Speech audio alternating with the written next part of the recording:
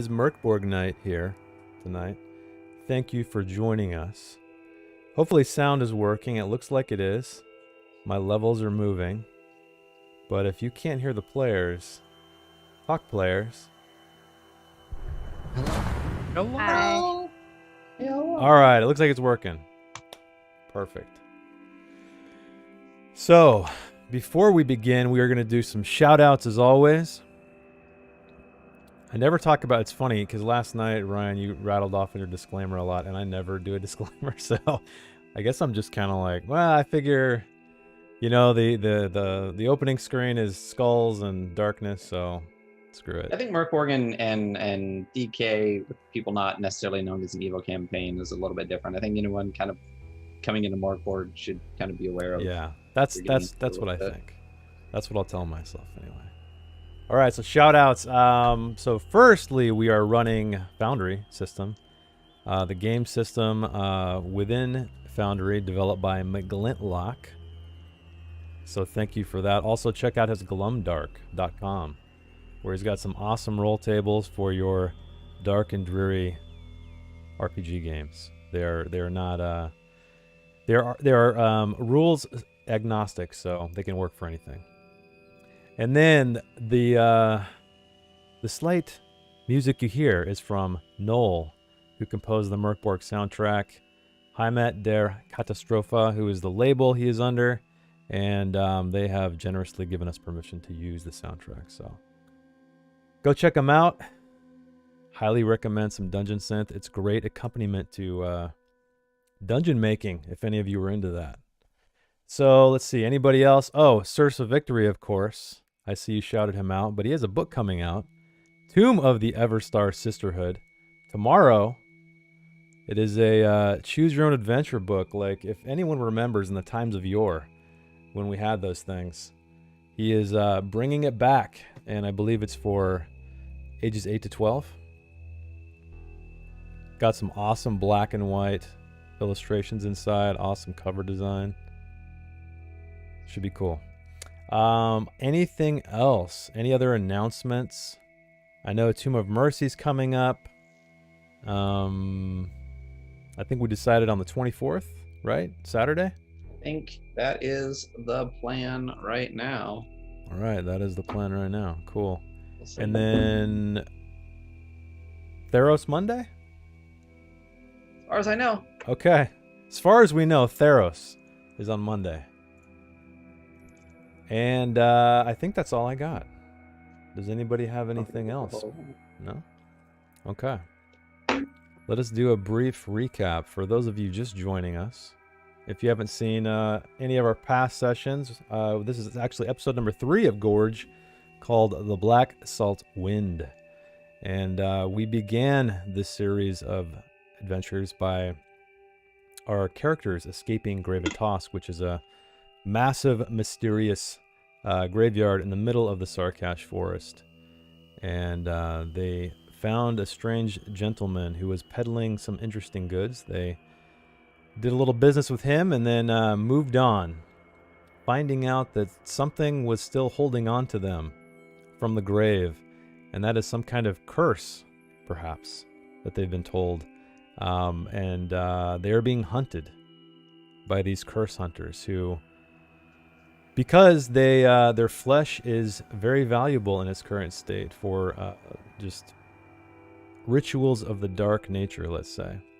So they met a man named Radvig in an old abandoned tower, and he gave them these supposed charms of protection that I believe they all still have, right? Are you guys all still wearing those?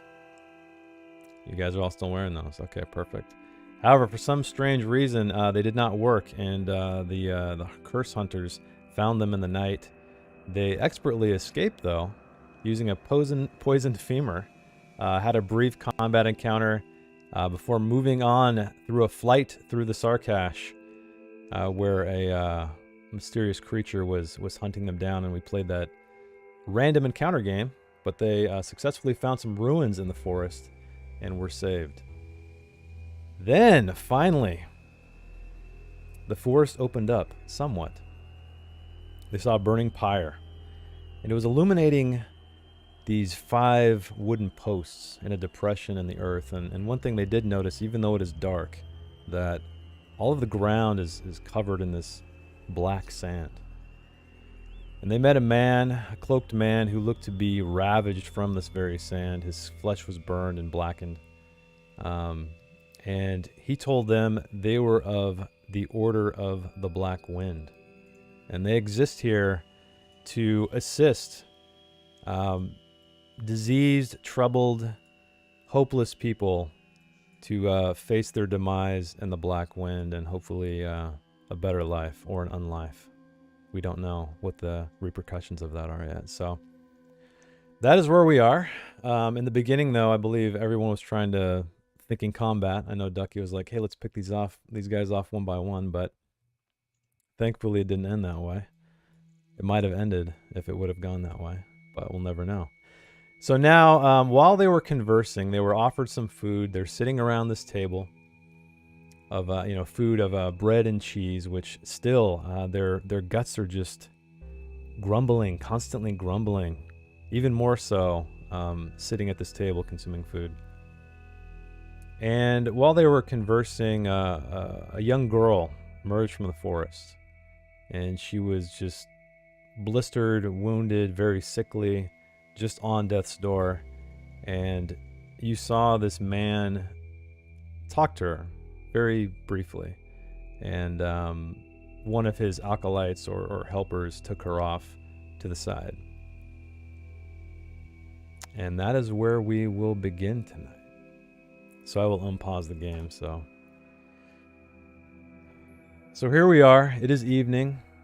The girl has been taken aside by one of these other cloaked figures. The guard with the skull helmet seems to just be kind of doing his rounds again. He's not paying you much mind. What would you like to do?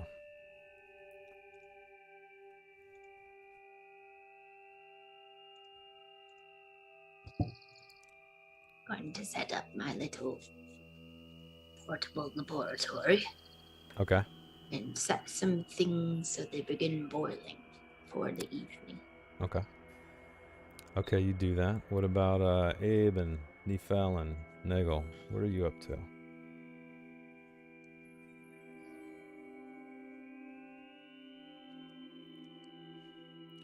Just silence?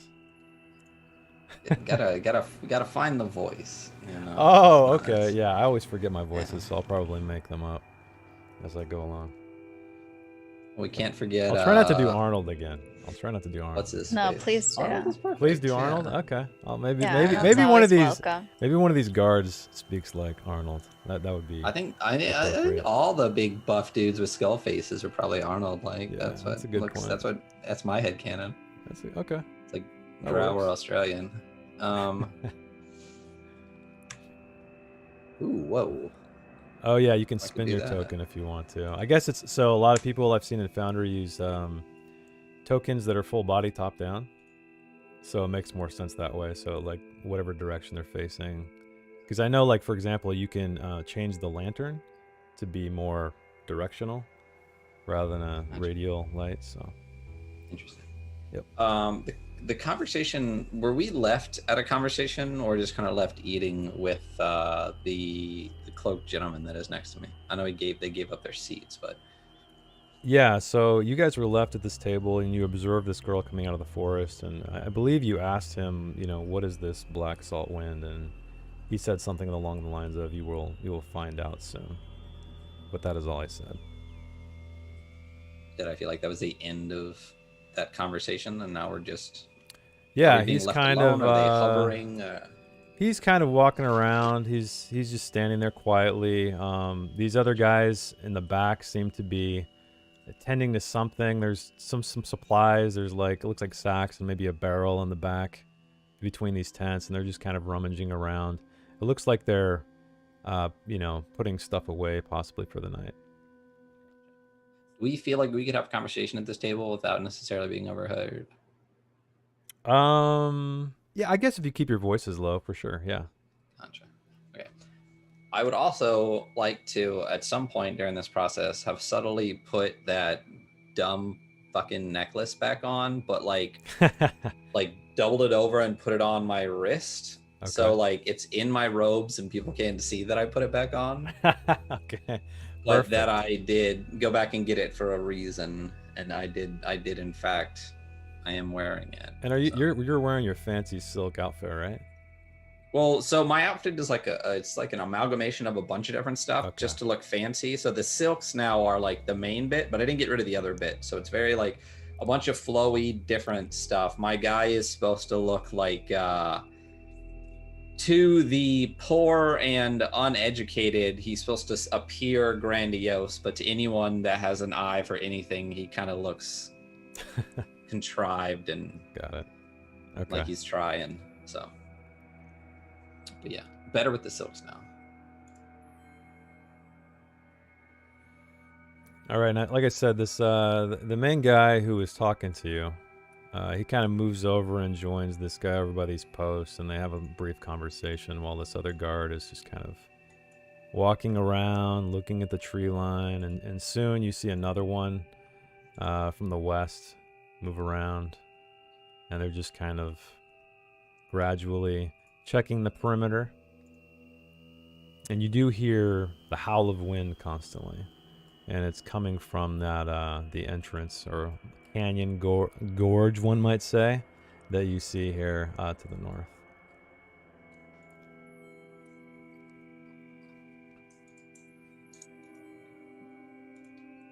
Once she's done setting up her cauldron to bubble, she will stand up and give her old bones a stretch. Well, where do we sleep? Are you talking to anybody, or are you just talking amongst yourselves right now? To whichever one of the cults. Yeah, okay. closest. If you're addressing this guy back here, he turns to you and he says, "We will provide sleeping arrangements. We have plenty of room." And you do see there's a couple tents. There's some kind of lean-to looking thing over here. So, yeah. You guys don't need to worry about that. They've clearly made you welcome in their camp. And it is late. You guys had this massive flight through the forest, so it is getting near the time where you guys would turn in. But if there's anything you'd like to do beforehand, we can do that too.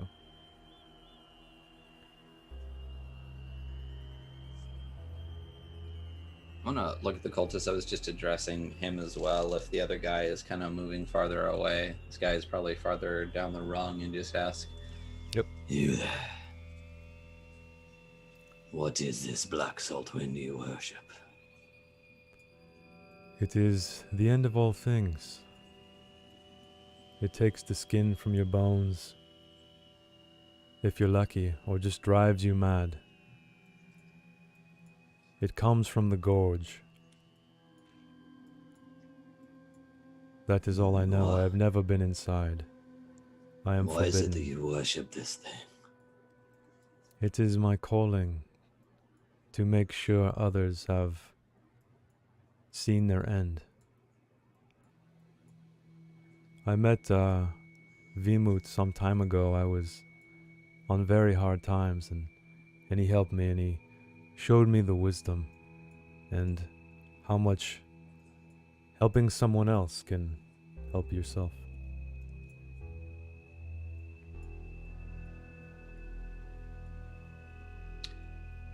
It sounds like you're either an idiot or a sociopath. Either way, can you lead us to our accommodations? Of course. So he moves actually this way. So through the light of the pyre around this depression, and if you guys follow him, you will see that there are a couple of other tents over here.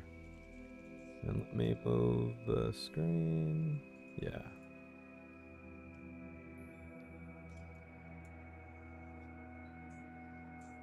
This one here.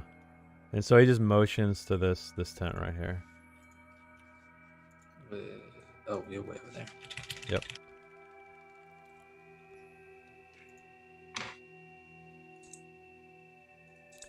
Is there anything else you need? No. Okay. We're fine. All right. He kind of gives you a curt nod and then makes his way back to the other side and goes back to what he was doing between the tents.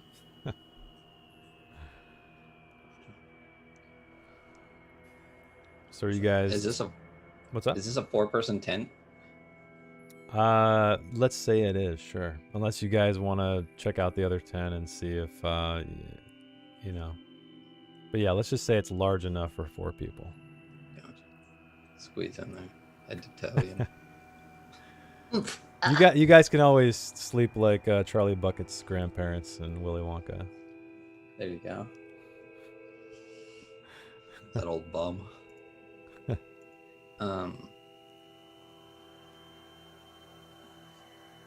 So what is our plan?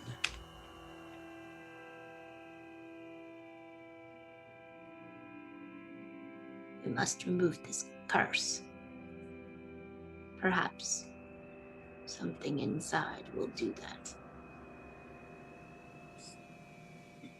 So yeah, you do remember, Harga, that even though the surroundings don't quite look like the village you remember, you can distinctly tell that the the features that are there, there's things that remind you of this place, just like the slope of the ground, you know, the quality of the soil and the rock, with the exception of the massive cliff wall that rises up behind your tent. So you do know you are at least near where the village was, where this man Silas was supposedly living, the one who made the charms you're wearing for Rodvig, the old man. In the morning, perhaps we ask the priest if he knows anyone named Silas. I'm not sure if Neefeld did. I think, did you guys ask him anything like that? Yeah, I asked. Yeah, he did. He asked the group generally if there was a Silas present, and they said no. They didn't know, right? Oh, I thought we just asked the guard dude. Oh, I don't remember, actually. They don't know. We'll just tell you. Okay. They don't know of a Silas. Why the fuck do we care about this Silas man to begin with? He simply gave us charms that do not fucking work. He may have ideas. Do you have any ideas to get this stench off of us? I'm worried less about the stench and more about this skin-flaying dirt that they seem to fucking worship. Yes. We are surrounded by murderers that merely display themselves as something else. Feeding on the desperate for their calling, getting their kicks. They're a cult like any other, helping no one but themselves.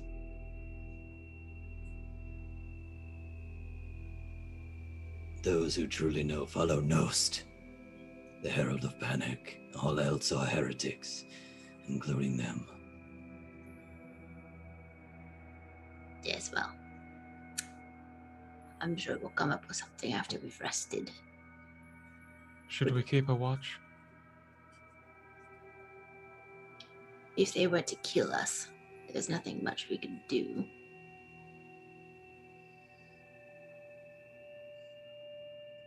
Yes, but we probably should have taken watch last time. I agree. Or you could have simply listened to me and not slept with a fucking hole to the outside in the middle of a fucking castle. Fine. Considering we're in a tent now, we have no choice. Pick me up a second. She turns over and shortly begins snoring loudly. Okay. So what are the rest of you doing? Are you guys turning in, or are you talking about a watch still? I'll keep first watch. Okay. Worry about a goddamn watch. If they kill me in my sleep, I'll be done with this fucking world. And I just roll over angrily. Okay. 2 seconds. So there's just going to be a couple of... You guys aren't going to be take like 4-hour watches or anything, right? Just a couple hours? Yeah. Yeah, I what's the guess so. plan if half of you guys are taking a watch? When are you guys going to switch over? No, Harga said they could wake her up, but she was gonna go to sleep first. Oh, okay. I missed that, sorry. Okay. I guess after a few hours, Abe could wake me up, and then I'll try to wake up Harga. Okay.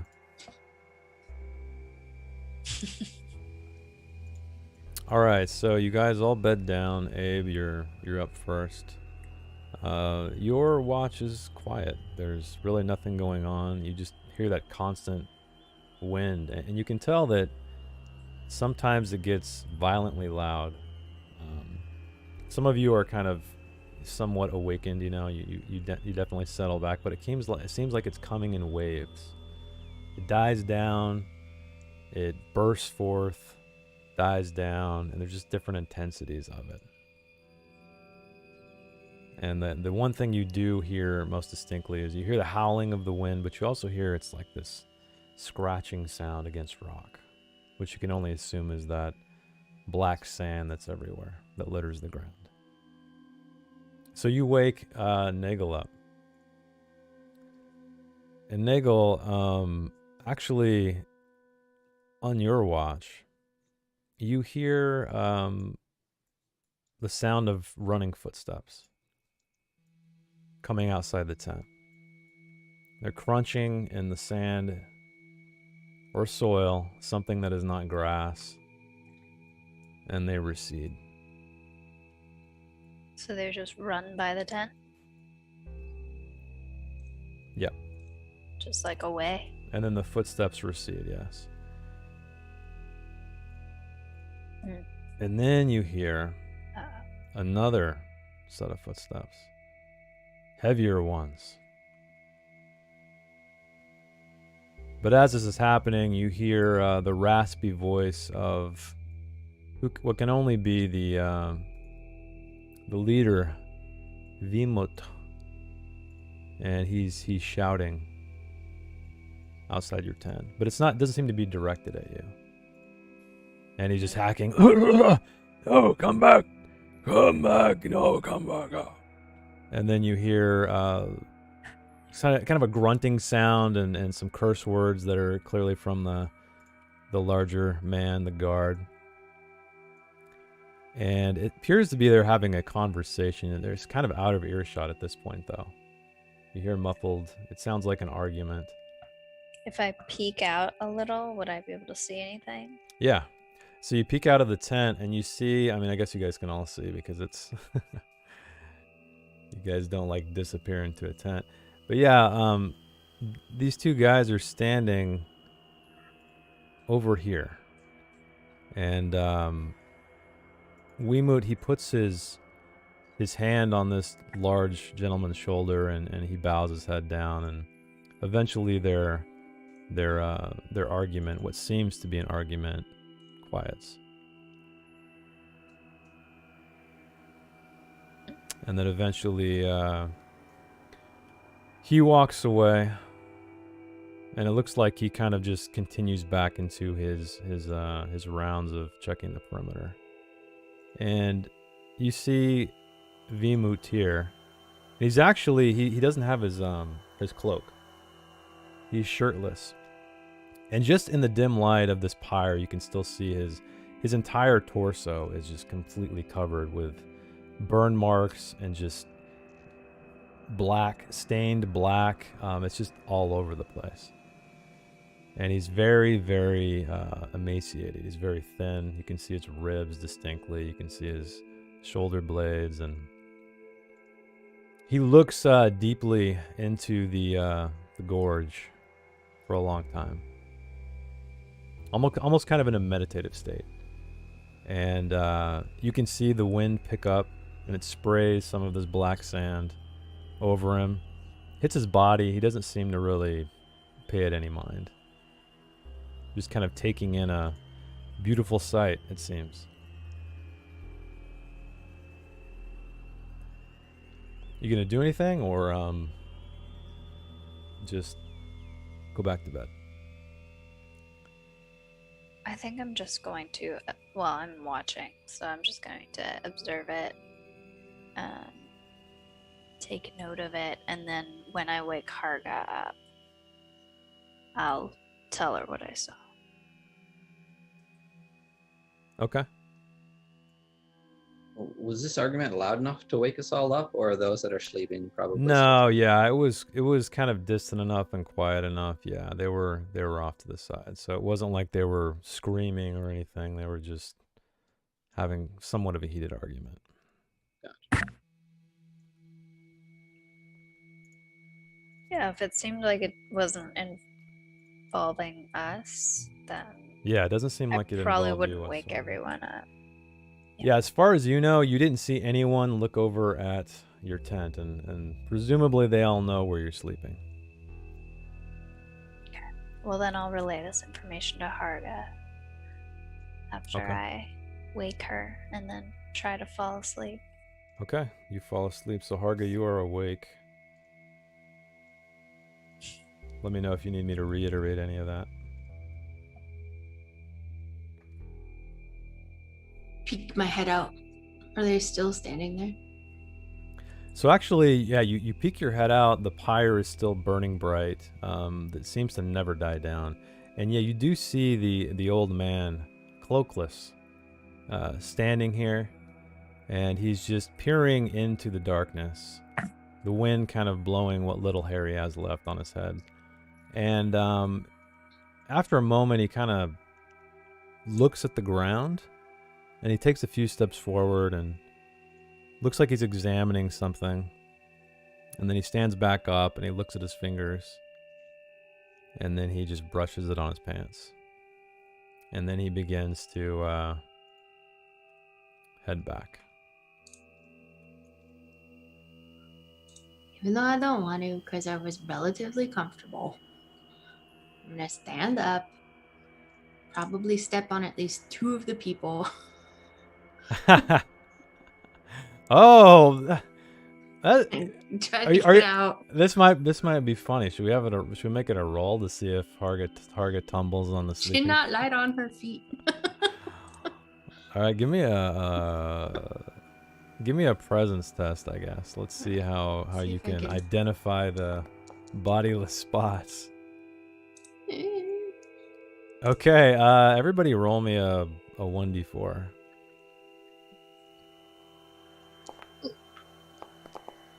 Sorry for your pinky crunch. And Nagel, I need you to roll me a d4. There you go. Okay, yeah, you accidentally step on Nagel's leg, and you're awakened by this, by a pressure on your leg, and you see Harga lurking over you in the darkness, or I should say like a shroud of darkness.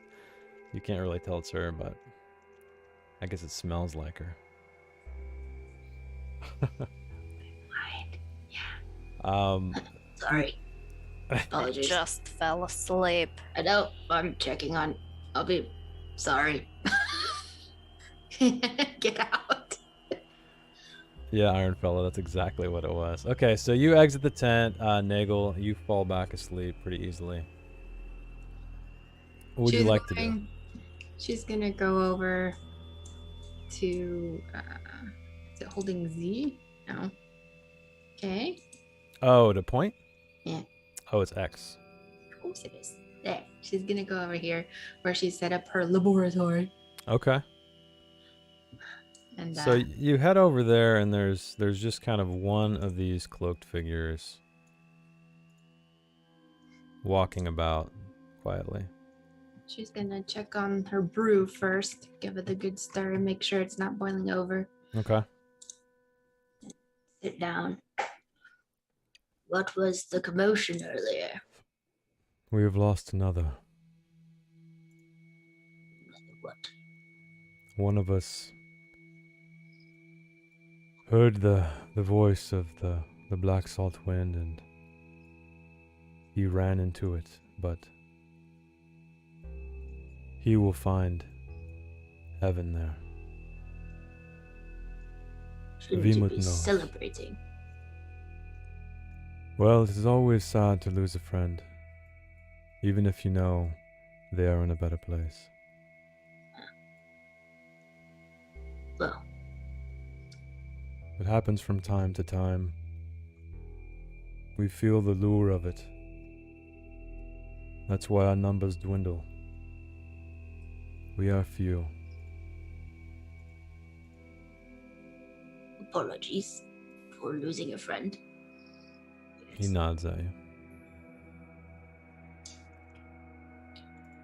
Do you know where Homestead is? Hulmstadt? This used to be in this area. Really? Yes. I can't see how a village could be in this area. So rocky, these black rocks jutting up to the sky. Well, that's new. And she kind of like looks over her shoulder up at the cliff. Yeah, New. that's new. They look like they've been here forever. What makes you say they are new? I recognize the terrain except for those. Curious. Well, here's hoping this doesn't boil over. Stand back up. Do a little stretch again. Go back. Okay. Go back to bed. Yep. This Okay. time, very carefully, not stepping on anyone. Okay. All right, the night passes, and you see the dim glow of the sun diffusing through the tent material, and I will make it daytime.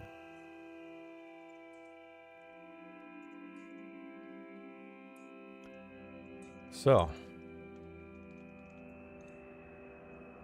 as you guys wake up, is there anything, you guys are all still in the tent, is there anything you'd like to do?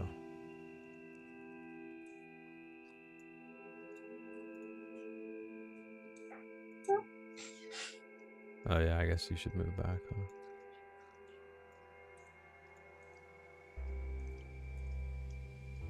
huh? Oh, I get to roll. Yeah, oh yeah, everybody roll your, Misery. who's depleted of omens? Nobody. Oh yeah, Harga, so why don't you roll your omens for the day, and I believe you can roll your potions for the day, and I will roll a misery, or well, we'll see, roll for misery.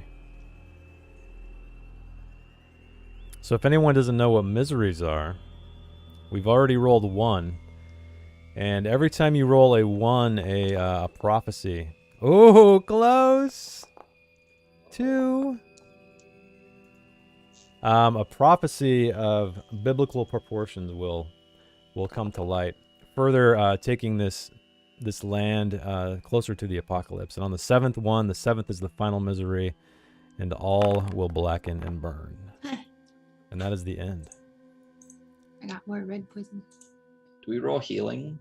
Because we slept in 8 too. Yeah. So if you guys need hit points or anything, roll healing, roll any kind of class-related things that may renew per day. If you are at 0 omens, roll your omens. Should have just used one while I was sleeping, just cause. Meta. I'm not even gonna roll. I need 1 HP, so no matter what I roll, I'll get at least 1. So. Okay. Thank you, McGlintlock, for the really cool Master roller. Yes, thank you for all you do. Okay. So are you guys we what's up? got the very first time you rolled, the very first morning after the very first day, we rolled a misery, right? Yeah, it was the very first misery roll, yeah. Yeah, I got a But 1. Afterbirth is kind of it's non-canon, I guess, technically. Yeah, that wasn't your characters. It was just kind of a, yeah, it wasn't technically a misery or anything. But I guess it could have been. The tricky thing is fitting them in narratively, right? Because they all have these cryptic descriptions. I have one omen now. You got one omen. Perfect. Yeah. Oh, let me change it for you. So you guys all wake up. Are you just hanging out in the tent, or are you guys getting out? No, I'll get up and out of the tent. I can imagine it's the most comfortable thing I've ever laid on. Yeah, That's great. there's no mess whatsoever. There we go. You're back to one of two omens. Okay, so Nifel, as you step out, you have a much better look at your surroundings. And indeed, you see these massive black cliffs, just these mountains rising up from the earth, disappearing into the trees. And they are just, they almost absorb all light. They're so dark. And you do see in this depression, the ground is just completely blackened by what appears to be a sand-like substance, which you kind of got a brief glimpse at in the light of the pyre. And you see our friend Vimut here. He's shirtless, and I don't believe you saw him shirtless because you were sleeping. But you do see him clearly now. He's just blackened, scarred. His flesh is just destroyed. And tied to these posts are two men who you have not seen before. You did not see them last night. And the young girl who you did see tied to this post. And a couple of his acolytes, or actually three of them, are tying them to these posts. And then they step away once that work is done. Actually, they step all the way back up here on this rise here.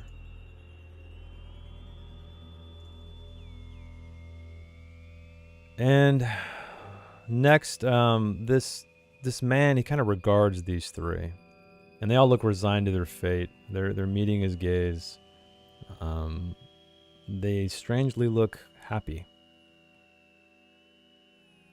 And what he does is he picks up some of the sand off the ground, and he just kind of rubs it down his forehead, all the way down his face to his chin. And he slowly makes his way over to the young girl, and they touch foreheads, and he whispers something you cannot hear, and there's a black streak left on her face.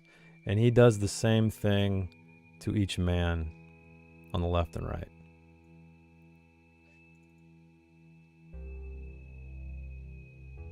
And then after that, he takes his spot kind of at the entrance of the gorge here. Who flew across? Oh, I was like, who flew across the screen? Harga. She's with her potions. Running faster than ever. Yeah, so are you guys all outside of the tent, or is it just Nifel? I didn't leave yet. Okay. So you just hear then, whoever didn't leave the tent, you just hear kind of shuffling around. You hear some muttering. You can't quite make it out.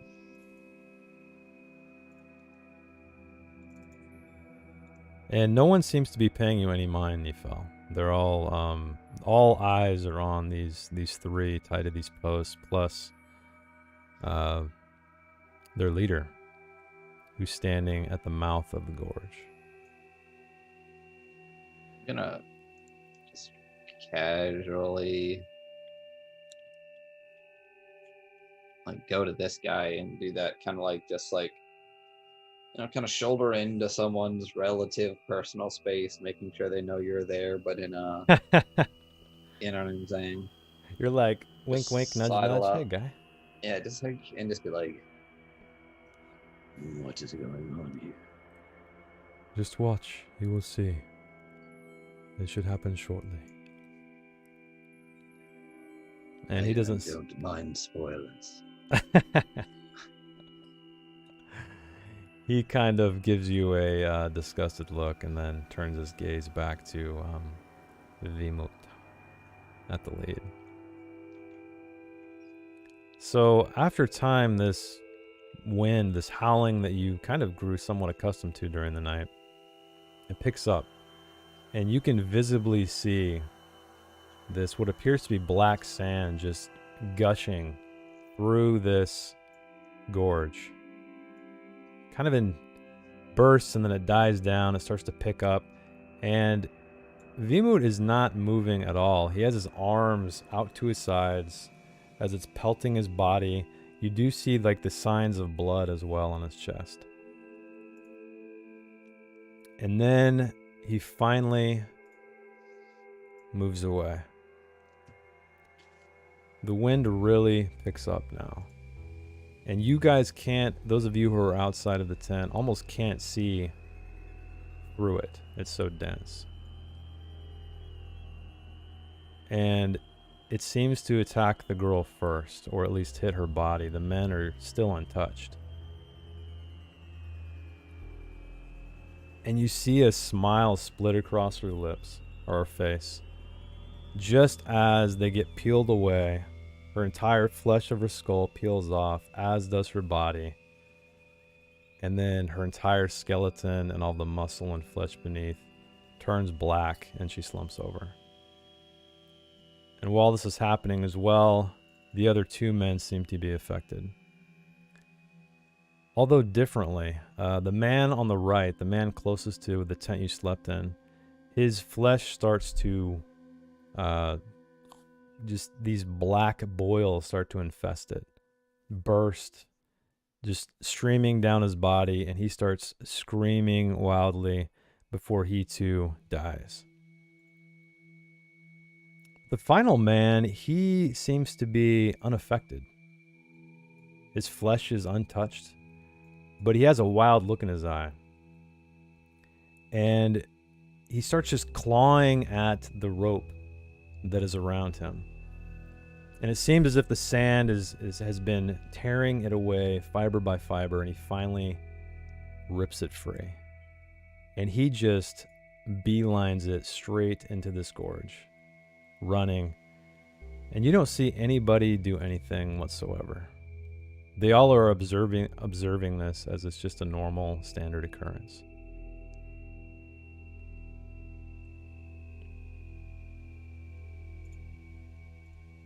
And then you see these three men. The wind dies down after a time.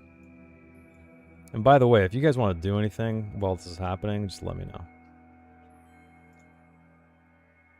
And they start to remove the bodies from the posts. But they just leave them.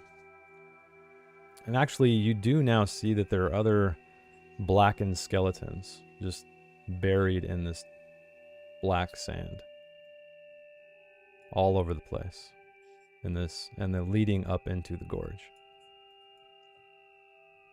So they don't dispose of the bodies whatsoever. They let them fall and then step back away. Do some kind of strange gesture with their hands, as if in prayer. And then they just go back to their duties, it seems like. Start heading back over to the table. Oh yeah, Harga's over there. They don't pay you any mind. And again, this man, he kind of goes to the mouth of the gorge, and those of you who witnessed him in the night, he seems to be doing the same exact thing, just staring into it.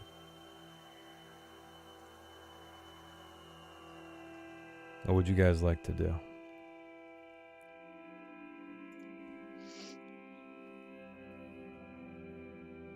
Has this wind died down now? It's not pouring into the area anymore. Yeah.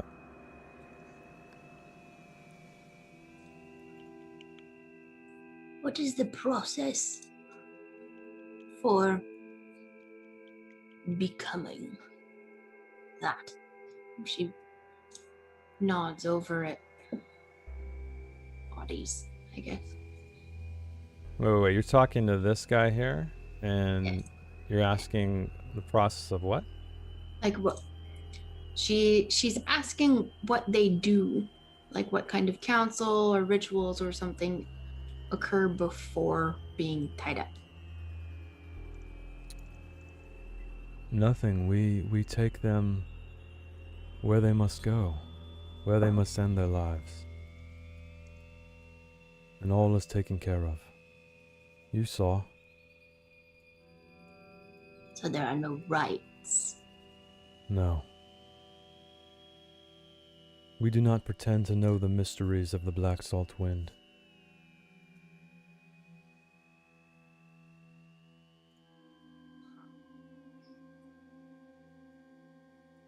All right. How often does the wind blow? All the time. Endlessly. But it has died down. Yes. It never completely stops.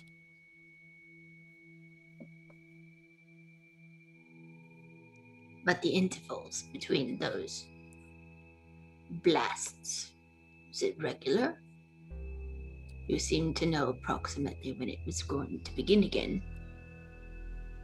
We take them to the post where they die, and we wait, and the wind takes them when it will. Sometimes it's minutes, sometimes it's hours. Thankfully, it was quick this time. No matter how many times I've seen it, I still do not have the stomach for it. But I know it is for the best. Understood. Right. And she'll go and join her friends. Okay. Make my way over to Vmoot. Okay.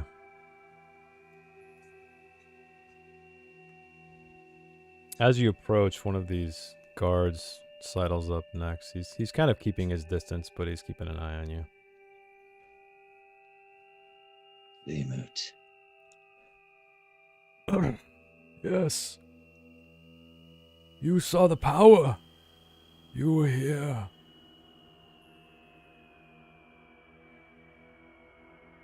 Tell me, have you seen your god do such deeds? My god was killed by the basilisk she, but he was always more than merely dust. So we do have the same cause.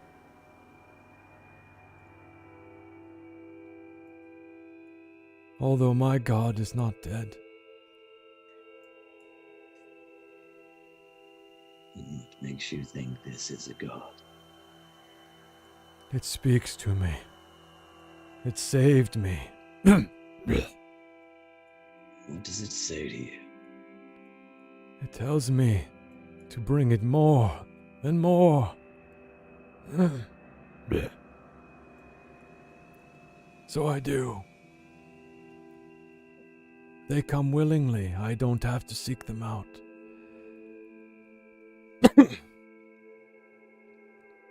So why tie them to the posts?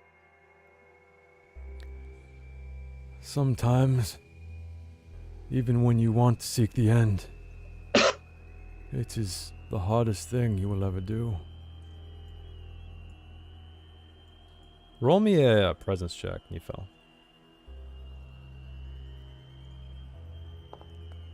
Oh, dang. Look at that. 20. Hey, Drow. So present. I'm so present right now. So present. Yeah, that is the soot dude Drow. So, you notice something that is near him. It's shiny. It's a shiny black goo substance. Kind of droplets of it leading into the gorge. And it seems very familiar. It seems like something you've seen before. Can't say. Back in the forest. This is that like gross dead goo that felt like that had a presence to it. Exactly. And you also notice that there are footprints leading farther in. So whether or not those are the man who fled It's kind of tough to tell. They're not quite clear.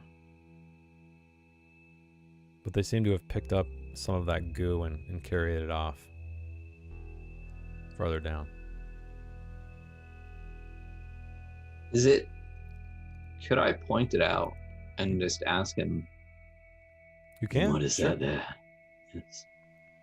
Ah. We lost another last night. He was taken. Something is coming from the gorge, leaving that foul ichor behind. Something other than your salt wind. Yes, something other. Something with legs and arms to grab and take. So why don't you go stop it? My duty is to remain here. Others of my flock have attempted to do so. However, I always try to dissuade them. It is not our business to go into the gorge.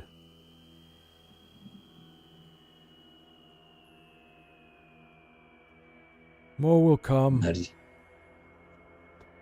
How do you know this is not of your god? I do not know. That is a mystery that perhaps will reveal itself, or perhaps not. It is not me to question, only to serve.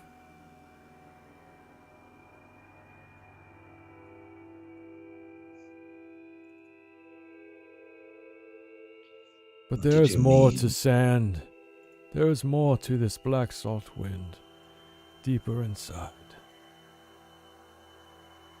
I know it.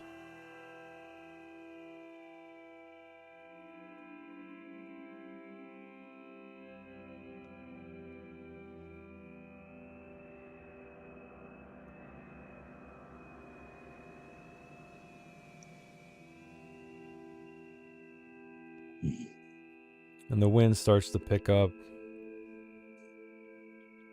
He takes a little bit of it. Okay, you're gonna move away. Turn and walk away. Okay. Go back to my pendants. He kind of looks into it for a while until it becomes too thick or too dense, and he kind of moves over out of the way.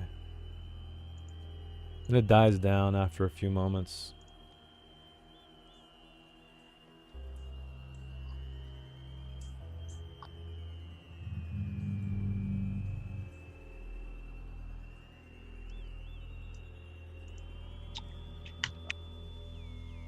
I would like to subtly kind of corral my companions out of hearing distance from Okay.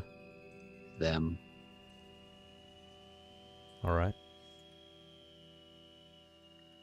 The man is clearly insane. There is something in the gorge. He tells me that. Tells him basically to feed it. There's a creature, there is something. Saul, thank you for the sub. I asked them yesterday, last night, if they knew where the village was. They had not heard of it. So, seems we are at a loss as far as finding Silas. I don't give a fuck about Silas. What do you suppose is inside? Some rift, some creature, something.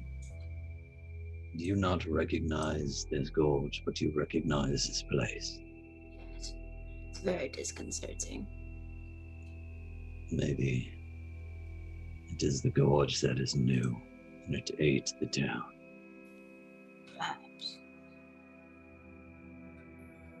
Yeah, and as you're standing out here, Harga, and as bright as the sun can manage, you do notice as well as you look up, the clouds are very black, blacker than normal.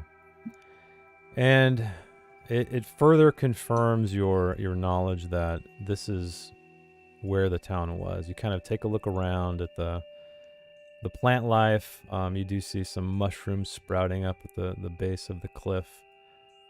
And all of this feels very, very familiar. They said there's no knowledge as to how often it blows like it did earlier. Perhaps we go inside, see if any of the villagers left.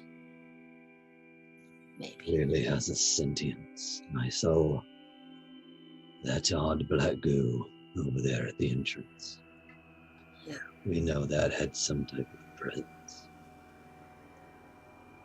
What say you, Abe? This scent gives me eldritch vibes that stink of you. I'm concerned about the ones who run in. What happens to them?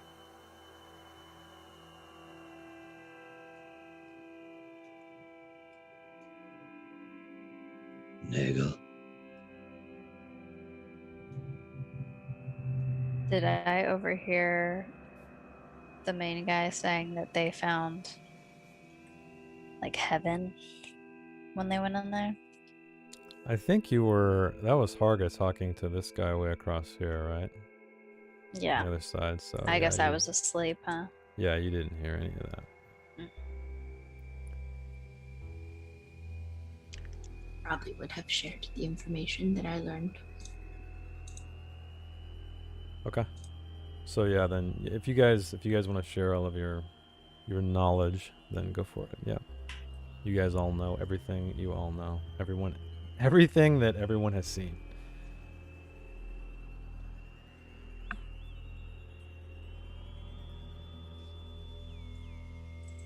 Is there any sort of warmth coming from it, indicating like there's a fire or anything inside?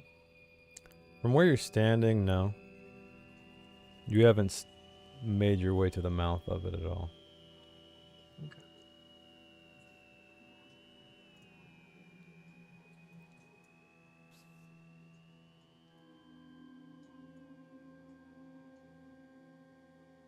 Well, I suppose the best thing to do is to go forward. And given that this stands in the way, and I am not the best climber, in seems an option. Oh, we got a bless for Ducky. Thank you, Drow. So I will update that because he was unblessed. Now he is blessed Yes, from again. Grandius. Oh, Grandius. Oh, sorry. Thank you, Grandius. God, I think this is the lowest number of blesses we've ever had on any character. Yeah, that's crazy. We did do a space skill challenge combat scenario for the entire last session. So. Yeah, that's true. Use them all up. I think my position is clear. These men are insane and they worship the fucking dirt. What are we to do? Perhaps if Abe opens his mouth wide enough, he can eat it before it assails us. Have any of you touched it? The sand? I don't believe any of you have, right?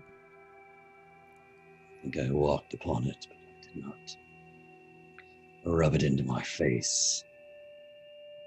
Abe's gonna walk over to the edge and grab just a little handful of it, just to see how it feels.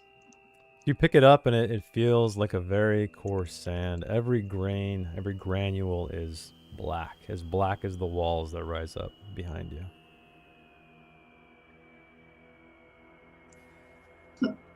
So far, nothing. And he's gonna lift his mask and just kind of like dab his tongue to it. Okay. You taste it, and it's very reminiscent of what you tasted being buried in Graven Tusk. It tastes of death. It's very cold in your mouth.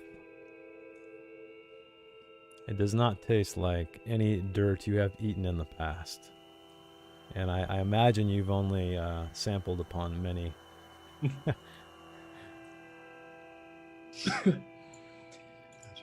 This is not of a quality that I could eat. If we are to go inside, I believe we should go before the wind picks up again. I would hate to be like one of them. Yeah, right now it's pretty died down. Still kicking up a little bit, but mostly on the ground. We got another Oh, bless got a from bless. Grandius for Jess. Oh, thank you. All right, I will. Thank you. Oh yeah, Jess was a 0 too. Man, I know. I don't. This is the lowest. Let's see what happens. This will be fun.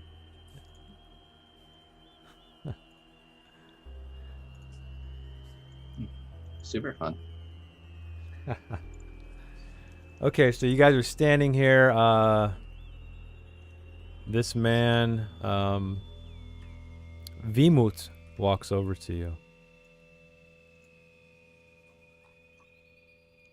And he has something in his hand. And he opens his hand, shows you what's inside, and lying on his palm is what looks like a finger, a human finger, but it is very white, very clay-like, ceramic-like, one might say. And it looks very similar to what you found in the forest in the back. And he looks across at Nifel. Boy, you want to know more? This is what takes them, or part of it. And he kind of walks over and shows you this finger. I fear I've shown you too much. I have put your lives at risk.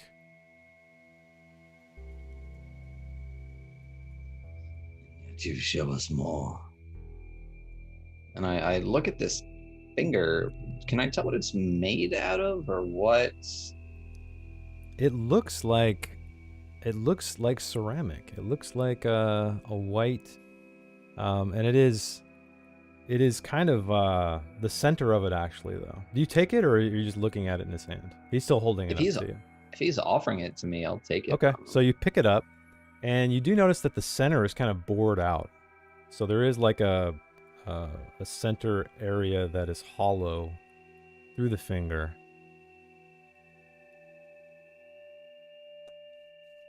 But it is empty. This There's way, or like no, this like way? if you had a cut off finger, like all the way, like Uh-huh. going from the base to the tip. Gotcha. So through the middle of it. Correct. Not just the tip. All Not the way just the through tip. finger. Base All to tip, chat. Alright. Base all the way to the base. Got it. So I have this hollow ceramic finger. Mm-hmm. I believe this belongs to the ones who take us.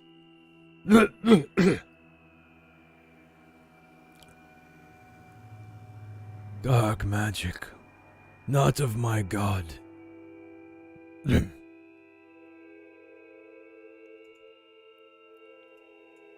your god had any power, he would stop this. Instead, it's left to us. Hold your tongue, boy. You do not know. And this is I the first chuckle time every time he calls me boy, because I'm not a young man.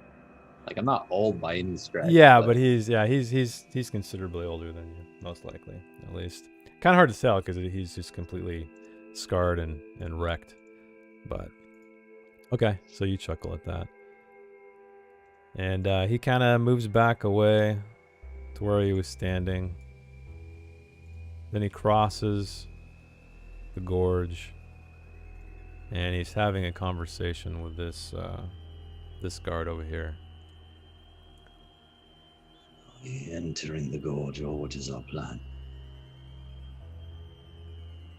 Yes. I suppose. Mega, what say you? I don't love the idea, but I see no other way. Abe,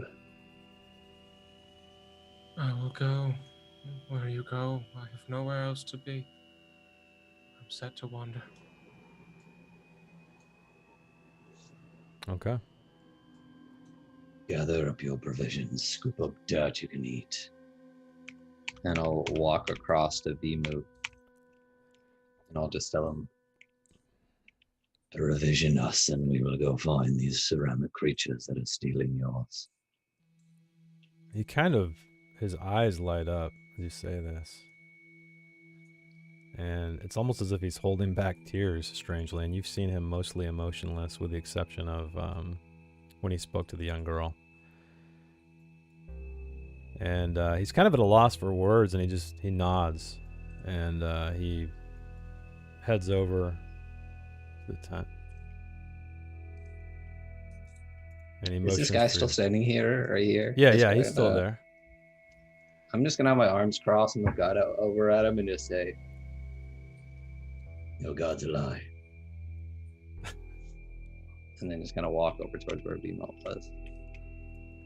Okay, he watches you, and you can see him, his muscles, his exposed arms kind of ripple and grow taut briefly, but he doesn't do anything. He holds back. So when you approach this tent, these two other cloaked figures come to you. And they say, our master says we are to give you provisions. What do you need? We don't have much, but we will give what we can. Food and water, I feel like there's nothing in there. Of course. And then they both kind of head over, retrieve some things, and bring them back to you. So you each have a water skin. And then, let's roll a d4 and see how much food they have. 2 days of rations.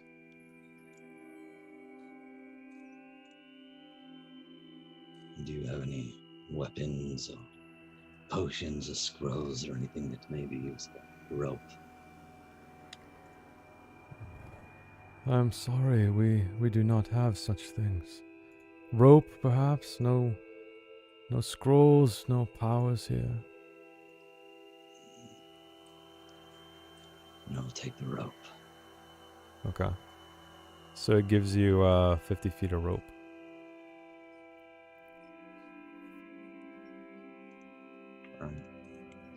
I head back to my people. Just no thanks, no nothing. Just take what they give me and walk away. Okay. Can you guys hold rope? I'm full up on what I can have carry. some rope I think already. I can. I got a backpack from the cart guy. Well, Yeah, I I can learned take some that- too. I learned that the backpack doesn't increase your carrying capacity. It actually does nothing because it counts as an item. It just holds your stuff. Oh, I see. Oh. So Glintlock. it's like Glintlock gave me a whole breakdown on why I was like Ah. 18 pieces over in my inventory. You don't get bonus items. Right. It's just literally a thing to put items in. that makes sense because you can't Even- obviously yeah. hold all this gear without a backpack. Yeah. Yeah, well, whether you have 10 items in your hands or 5 in your hands and 5 in a backpack, you still have the exact same amount of weight on your person. Right. Exactly. So actually having a backpack counting as an item can be a problem in and of itself. Yeah, it could. That's what McGlintlock taught me. Thank you, McGlintlock. Well, I assume I'd know that. Is there like an actual thing that can increase your carrying capacity? Like a donkey. bag? No, I- it's your toughness. I mean, I guess if I invented a bag of holding or something, but there's not anything you have, or not any kind of standard Hmm. equipment. So when I Then leveled up, I actually no. lost a point in toughness. Oh, I can carry shit. less items now. Shit. Yeah. Hey, I got it right, says McGlintlock. Yeah. So Oh, it's strength, not plus toughness. 8. Strength plus 8, yeah. Yeah, so OSR is very it's very inventory management, you know, like it's focused around that for like dungeon delving and all that, so you have to pay special attention to what you're carrying because it's a little more crucial. What's crazy though is a spy hander and a scroll count the same in your backpack in your on your person. Yeah. I mean, I think though there's it says normal sized items, but yeah, you'd think that you could carry like more scrolls or something, right? So do you think that cart guy would have had a sack? Because you can carry 10 things in a sack. But you're still carrying. Yeah, you're 10 still things. carrying it though. You'd be encumbered. So if you're dragging a sack and you like drop it when you get into combat or something, or do some kind of maneuver that you need to, you know, do something you need to use your agility or whatever for, then yeah, you could do that. You could throw off your backpack too. Right. Mid whatever. So I guess I I will. guess that's. I guess you could just like drop the backpack at the start of combat and just hope it's still there. yeah, McGlinlock's like, you need a donkey. Well, they found Well, some that's what he kept feral saying to me. horses. They found some feral Yeah. horses, but they passed on them. So Yeah. Someone wanted a squirrel. yeah, found a bunny, an Look, undead you guys, it could have been 2 undead horses trying to kill us. It also could have been a wide open hole in a wall that leads to the outside, but we all make mistakes. All right, well, I'm going to get rid of my shovel and my backpack then. The shovel Okay. might come in handy. Yeah, but I have dig a a grave? crossbow. Well, there's like a lot of sand around, so I could see why a shovel would be useful, but... So if anyone wants to pick up a shovel... Crossbow greater than shovel, says McGlinlock. Yeah. Especially with like hands. 5 hit points. Oh yeah, this is the map Drow. It's just you guys can't see the whole thing quite yet. I don't know if you mean to show us as much as we can see though. It's vision, so you guys can see as far as you can see, I guess. My virtual background just decided to go away for no reason.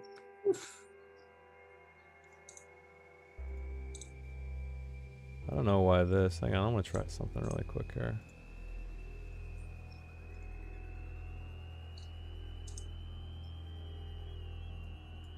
Oh god, there's nothing on stream now. Did it go black? On stream it did. Oh I don't yeah, actually I see it. reset Fog of War and then it like went. Well, anyway, it's that time of night. Let's take a quick break and hopefully Foundry resolves itself. So we will be back in about 10 minutes, everybody. Thanks for hanging out with us. And stay tuned for some more Mork Borg. You can stop the apocalypse.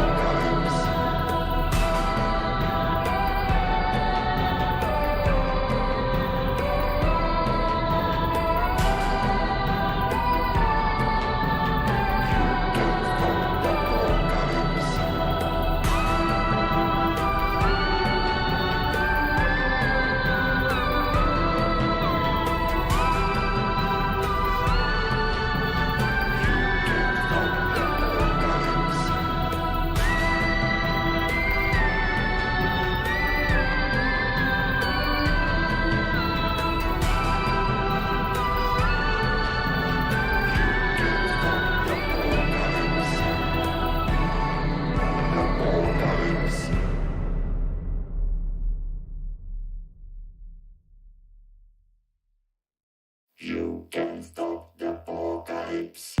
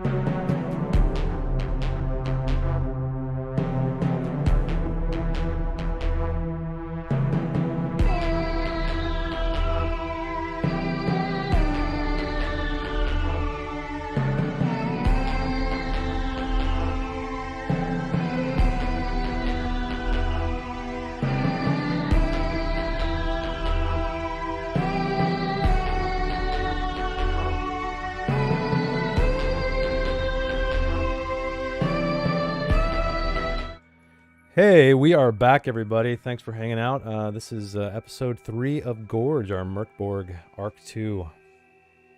And the players have been discussing whether or not to go into this massive gorge that looms before them, because they were told to go seek out a man named Silas, who lived in a village called Hrumstadt.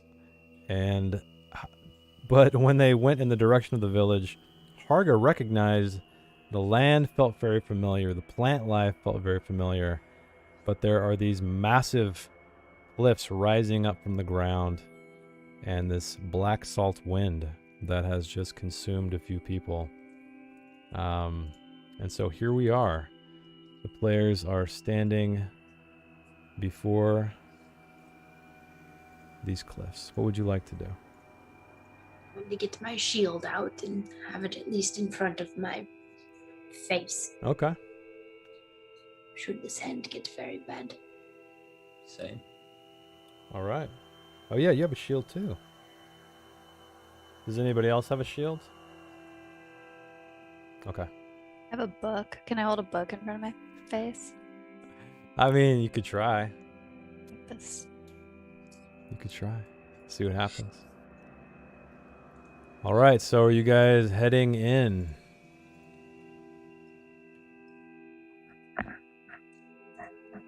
Apparently.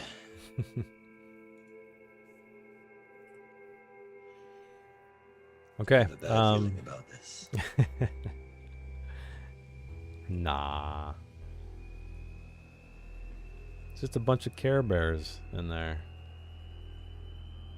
And rainbow slides. Ceramic Care Bears and murder dust. Yeah. It's perfect. Thanks. Okay, so yeah, right now the wind is died down more or less. It never completely goes away, but it's just kicking up around your ankles as you step in and look inside. So as you guys move down here, make sure to tell me if you are moving cautiously, moving stealthily, because otherwise I'm going to assume you are exactly where your token is, and that's that. So whatever you see or whatever may see you is where, you know, what we see. I'm moving cautiously. I'll go Shield after kind him. of in front. Am So you I guys I'm are- not the lead? Put the dirt eater in the front. The He doesn't what? have a shield. The who? The dirty girl? Yeah, Is the that, dirty is girl. that Nagel? Yeah. The it's Nagel. cockroach infested hair. Yeah. Lady. I'm not the I- dirty girl. The dirt eater. Oh, Oh. dirt eater. He's okay, just so gonna that wasn't open his just been mouth me, and- because every one of you heard it different than what I said it, so it was clearly me. My shield is my HP, so I can go first. Yeah, just open your And your mouth little and just face breathe it shield. all in. That's what you gotta do. Just do that. Okay, so you guys The mummy. start making your way down slowly, cautiously, and you do notice that a lot of this sand is concentrated in the center of this passage. You can see the trails kind of bending around rock formations and cliff walls gathering in certain other areas, a little bit more dissipated in others. You see just a series of carcasses, skeletons lying in this dirt, just countless ones, as you make your way north. And you come to a fork. Appears to go west and northward. And actually, Nefel, where you're standing, you can see a wall right here, made of wood. It looks like a very poorly made shack wall, possibly. But it's kind of warped. It's bent out of proportion. It seems to be protruding from this cliff wall.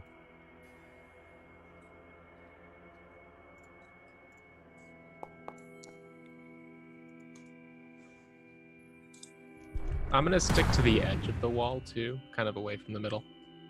Okay. So you see the same thing as you round this corner. You see the hopefully you guys see what I see on my GM screen. But let me move the token up just so. Also blessing from Jax for. Oh. Thank you, Jax. And then who was it for? Myself. Oh, Me. you. Okay. Ryan. All right, we are blessing. Oh, and he's up to 3.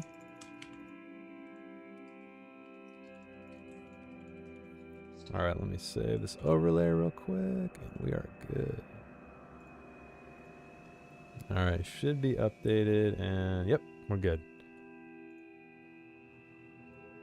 Let's check out the structure.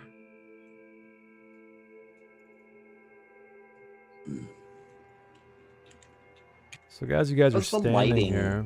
in here? The lighting here is, like I said, right. Going over top, you can see just these black clouds. So they are occluding most of the sunlight. However, in the dying world, it's never very bright. So in here, it's kind of just that typical overcast, possibly a little bit darker than normal because of the cloud cover and the fact that they're blacker than usual. So Ducky, as this happens, you see movement right at your feet, and rising from this black salt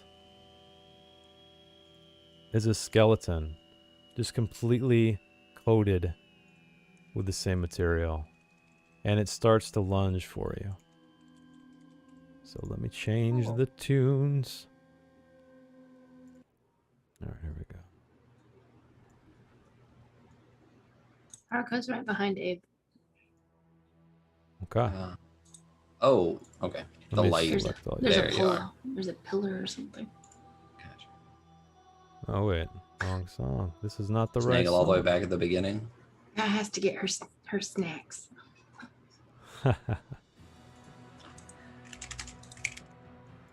Okay. Did I rotate you, Abe, or did you rotate yourself? I'll rotate you back. Oh yeah, you guys can't see because here, I'll move my GM token on the stream so you just can see everything. There we go. Now there's nothing blocking. So what I need you guys to do is... I'll roll the monster go first, or... Alright, player characters begin. Why doesn't everybody roll me some initiative in the combat tracker?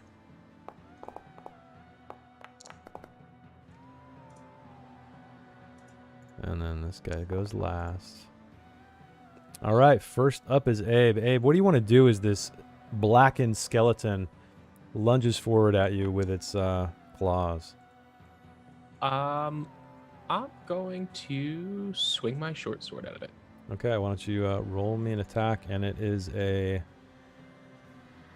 no armor whatsoever.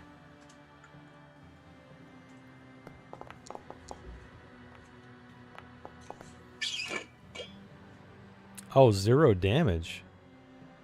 Wait. You rolled a 1. Oh, inflict 1 damage. There we go. Okay. So you cut down and you actually chop part of its shoulder off, and like a big blast of this sand, and it actually goes right into your face. So what I need you to do is roll me a a toughness test.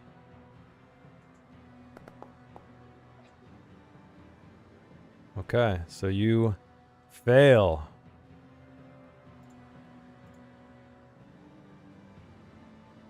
All right, so this somehow this black sand makes its way inside your mouth, and you go into this coughing fit. And the way mechanically that works is you're gonna lose a turn. Oh. So your next turn will be lost as you're hacking your lungs out. All right, up next is. Did you want to move or anything? Nah. No. Oh shit! I gotta move the rolled window is all fucked up. There we go. Okay, so up next is Nephel. So you see him strike this skeleton, make contact, but then a big black puff of this black dust fills his lungs, and he's kind of doubled over, coughing.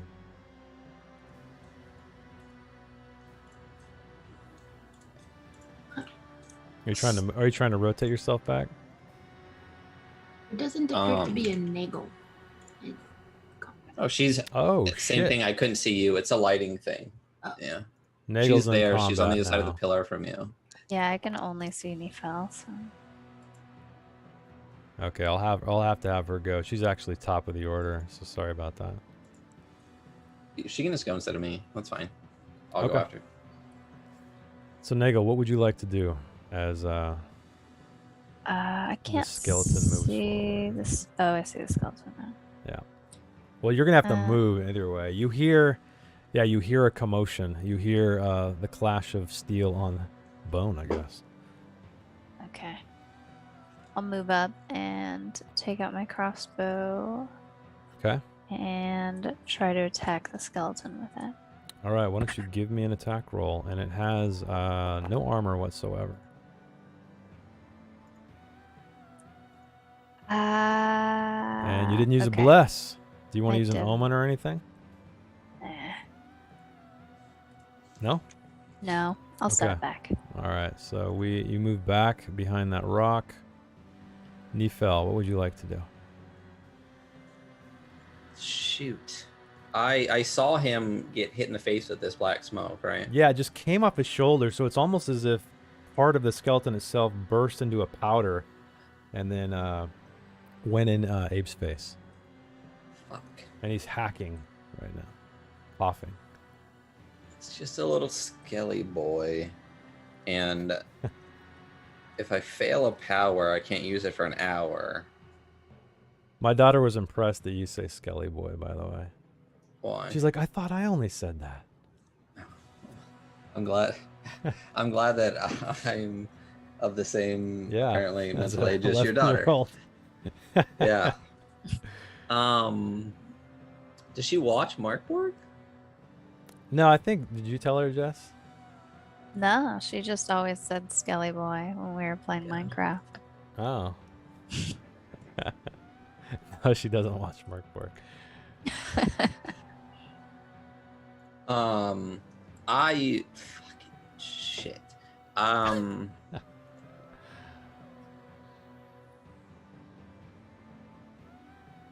Can I? So this is a question mechanically versus like. I remember we talked about using, like, what's it called where you do cool stuff so you get better rolls?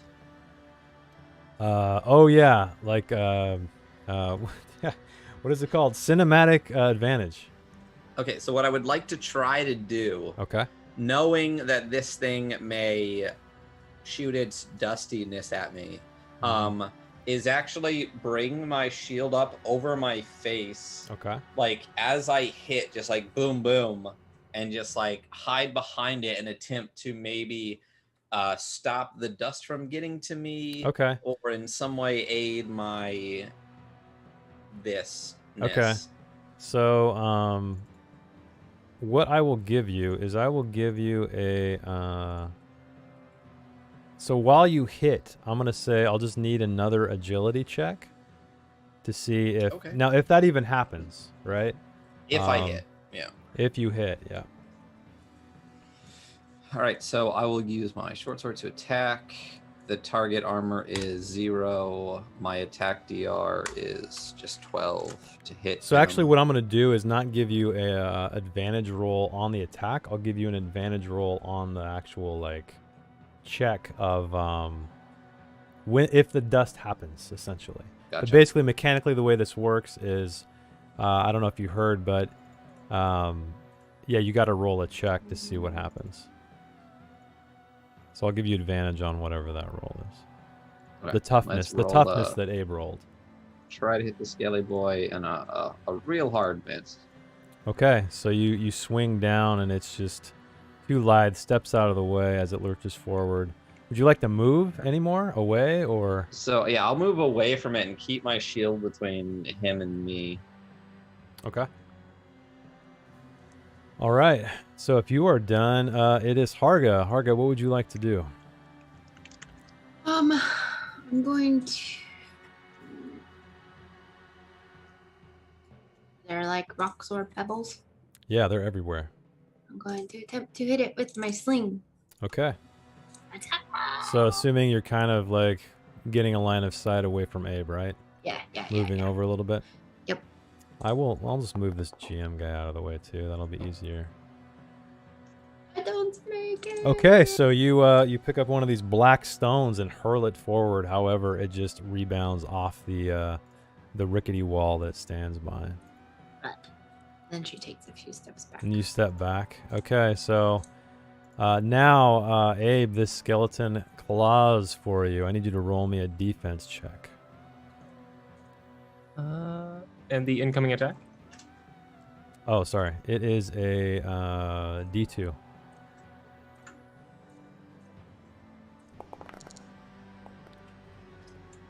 Okay, you get out of the way successfully. And it actually starts to move closer to the center of all of you.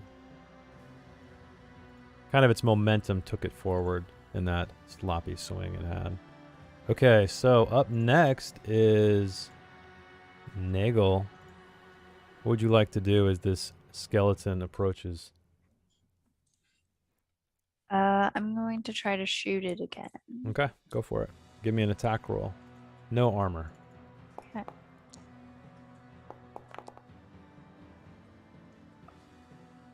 All right. 8. Oh shit. Damage. Okay, so your bolt just goes straight into the cranium of this thing and the skull just shatters in more powder. And actually why don't let's see, you guys are all kind of right where he is, right? Like right in between, like Nephel, Harga, and Abe. Why don't you guys all give me a toughness roll? However, I'm going to give you a bonus because you are a little bit further away. So just give me a toughness roll and I'll tell you if you succeed or not. Bless. Blessing? Yeah. Okay. Okay. That's the last one. I'm not gonna Harga bless with my -2. I got a 10, Okay. even with the bless. Okay. So I got a You got- dirty one. you got a 1. Dirty. Not a nat Dirty one. 1. All right. Dirty one. So Mouthful of dust. let's see what happens. Okay, this thing, as its head explodes, your eyes go wide, Nephel, in surprise, and some of this powder makes its way into your eyes, and you can't see right now. Everything goes black. But this thing crumples to the ground, dead. So I will remove you from combat. Sorry.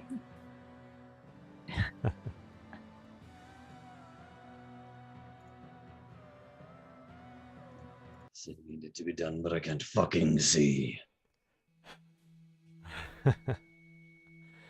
Take the femur, Drow. Loot it for weapons. Loot it for weapons. Yeah. So as you guys stand here and catch your breath, Nephel, after a very short period of time, your eyesight comes back.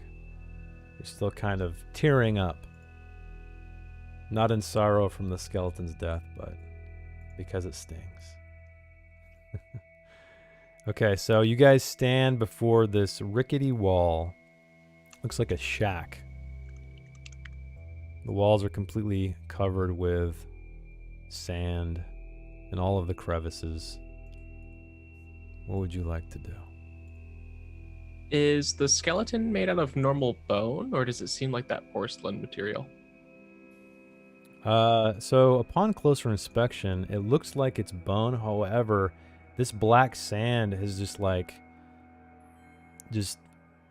gone deeper, like bore itself down deeper into the pores of the bone. So it's almost just like infused with it. So you do see little patches of white here and there, but it's more than just on the surface. We should move quickly before this is us. And move up here. Okay. So you Does it- move. What's up? Does it look like there's an entrance to the shack? Not where you are, but as Abe makes his way around, yeah, you do see that what might have been a door, what might have been part of a wall, is broken away. And you peer inside and you just see the entire interior littered with stones, with dust, and there's like a pile of something in the back, rags or clothing, or so I'll let you guys, if you want to search that or whatever you want to do. But the strange thing you do notice is that it appears as if this rock wall just kind of, like this shack was not built against this cliffside. And as you make your way down, you guys can see as well that there's planks of wood scattered about. The shack look at all like a building from the village, I might recall. Yeah, you do think that this is a dwelling of some kind, most likely. Seems the cliffs appeared, grew out Not of what I suspected. nothing. Yeah, this building does look familiar to me. Oh, Vorpal Tales, welcome. Thank you for the raid with 27 people. We just wrapped up a very basic fight with a blackened skeleton, tainted by the black salt wind, perhaps. Skelly boy. Skelly boy, right. So our characters are exploring this dark gorge of black stone, where a mysterious and dangerous wind rips through its center periodically.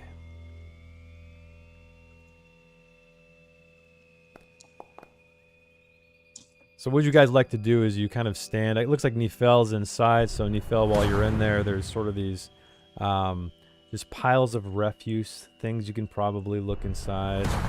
There's some small boxes and things if you want to search for anything. Wow, Yes, thank you for all the followers, everybody. Yeah, I was gonna say. Vorpal Kesama, Zenzomancer, the Eldritch Keeper.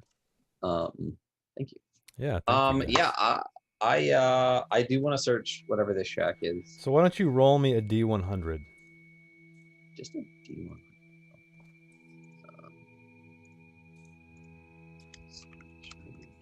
D100. 49. 49. Inside, underneath some rags, you find a linen sack. And there's something inside. Do you look inside? Nah, it's alright. Okay. Yeah, I'm gonna look inside the linen sack. You open it and there are body parts. There's a hand without fingers. There's a foot. Without toes? Yeah, let's say without toes. Without toes. Without toes. It's We want not to be, really we want to cool be without family toes. friendly here. Thursa's been here. Thursa's Yeah. been here. Oh. So, in And that's it. That's all I find when I dig through this linen bag is just That is what you bits find. of body parts and Bits stumps. of body parts, yes. Nothing I haven't seen before. However, you also do when you're rummaging around in the corner of this shack. And let me move this token in here. Can I move this token? Yes, I can. There we go. So people can see on the stream. You find again a piece of that shattered porcelain or ceramic. Doesn't look like it's a finger or anything like that. It's like a flat piece. But it looks to be made of the same stuff that you've seen. Did you keep that finger? I did. Okay, I did. cool. In fact, keep it. Okay. Now, I'll say that parts... that doesn't count as an item. You can just have that. Thank you. It's tucked in my silken clothes. My the body parts in the linen bag, are they flesh? Yes. And what if the fingers and toes are missing? Do I know what? I mean, it's a random item, so. But like, do I know what took them off? Is it like chewed on? Are they sliced Yeah, off? they appear rotted to be off? like they're gnawed off. Not off. Yeah.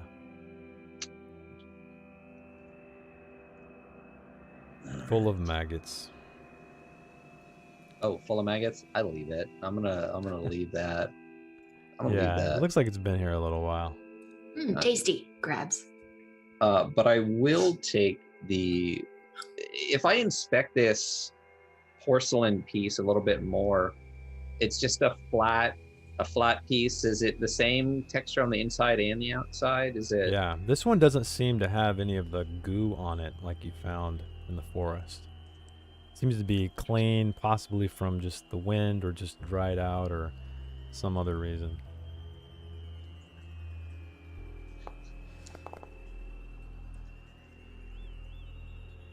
I'll leave the shack, and no one I don't cares about the bag of feet. But I'll let them know that I found another piece of this porcelain. It seems unaffected by whatever goo we keep finding. and I'll pass it around. Okay. So as you guys are standing here conversing and Nephel searching, you hear the howling sound of the wind start to pick up. And it actually rounds this corner. And I need everyone to make a toughness check, please. Or you can tell me whatever if you want to act before it reaches you. You have like a split second. Can I just dive back into the shack? Sure. Yeah. Why don't you give me a all of you then give me a an agility test first to see if you make it. Okay, Nagel, you trip, you fall. Nephel, you swan dive into this thing like a feather. Can tuck and roll. Jeez, I guess. Yeah. Abe, you rolled an 8. Harga, who's encumbered, rolled a 1. Okay, so everybody except Nephel wasn't able to make it, so I need you to give me a a toughness test. Gonna bless it. Same. Ah. Okay, so Harga, you got a 2. Nagel, you got a 17. Abe, you got a 9. I Okay. blessed it and I got an 11 total. Okay, you got an 11. Okay, so I got a +4 because I blessed it. yeah, you're good though. You got a 17 anyway, right? Yeah. Got a nat 20 minus. And who blessed it? It 3 was plus 4. Nagel, right? So Yeah. you're down to 0. I'm to 0 now. You're to 0. I should be 0 too. Okay. All right. All right, I'm gonna update this really quick. Okay, so now Harga, what I need you to do is roll me a d12.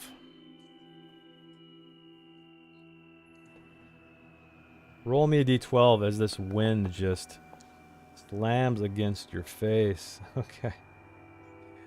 Now I need you to roll a d6 for me. 3. Okay. As you stand here, you breathe this sand in, and you just have this terrible urge that you can sense the presence of the rest of your party behind you, and you have this extreme desire to make them your enemies. You want to hurl insults at them and curse their name. Just mock them loudly.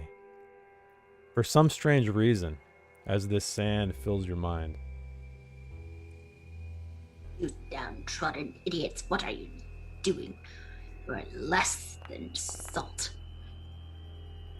All right, so the wind finally passes around this corner and dissipates down.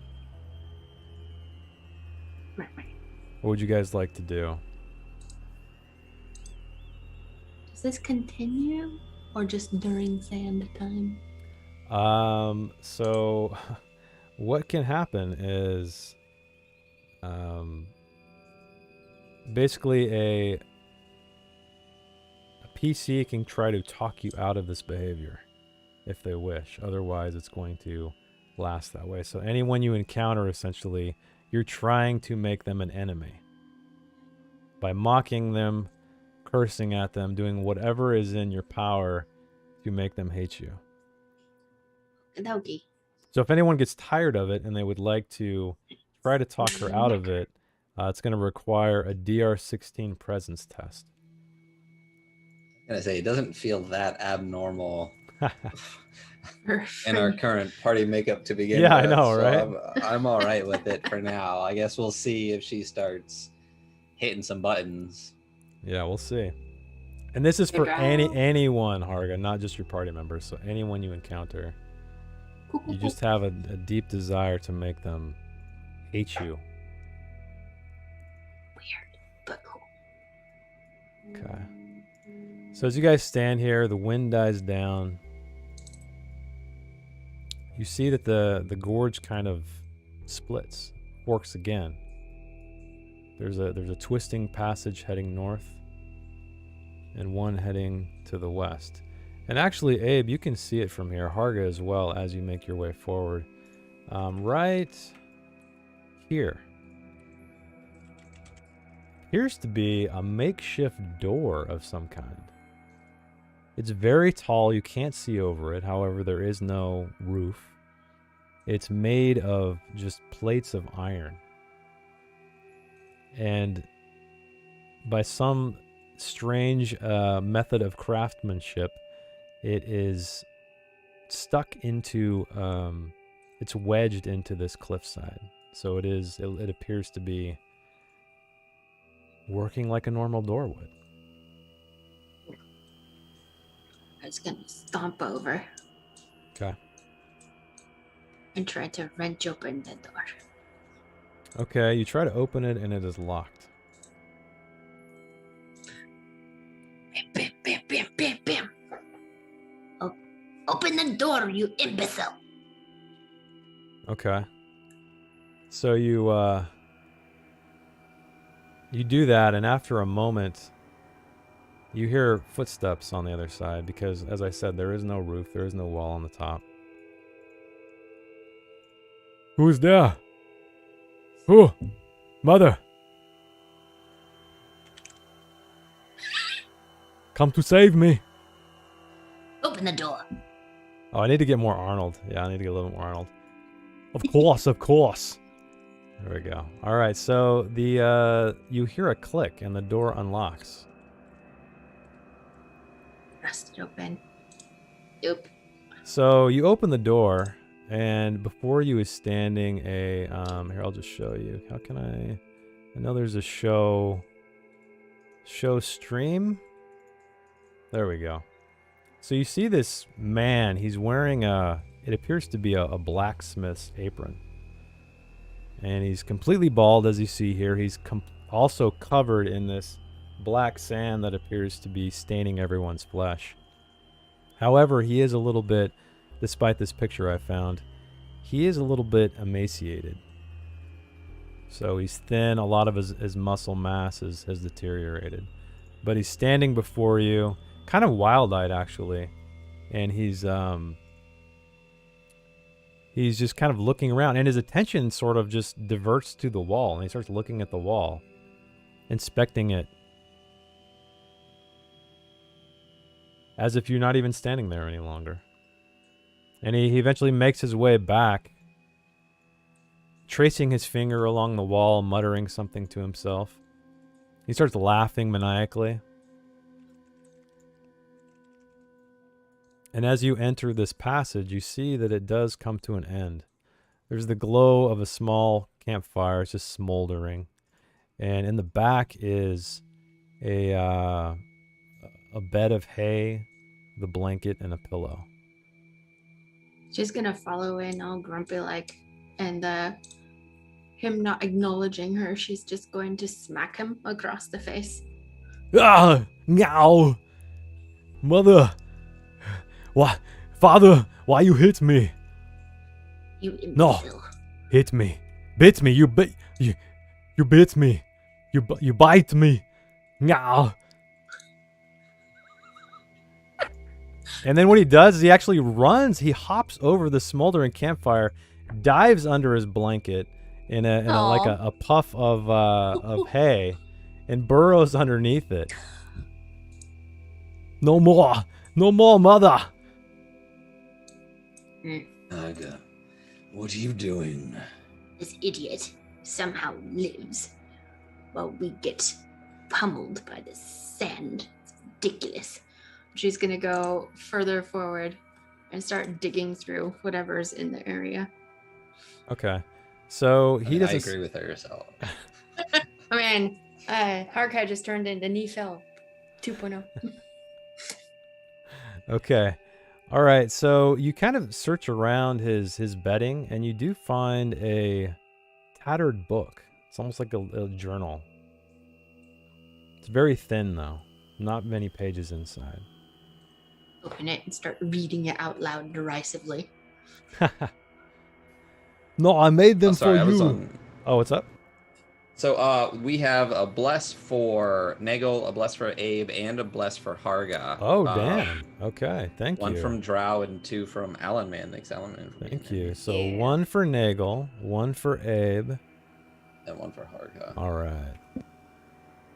Thank you very much. Okay. That should be updated right. No.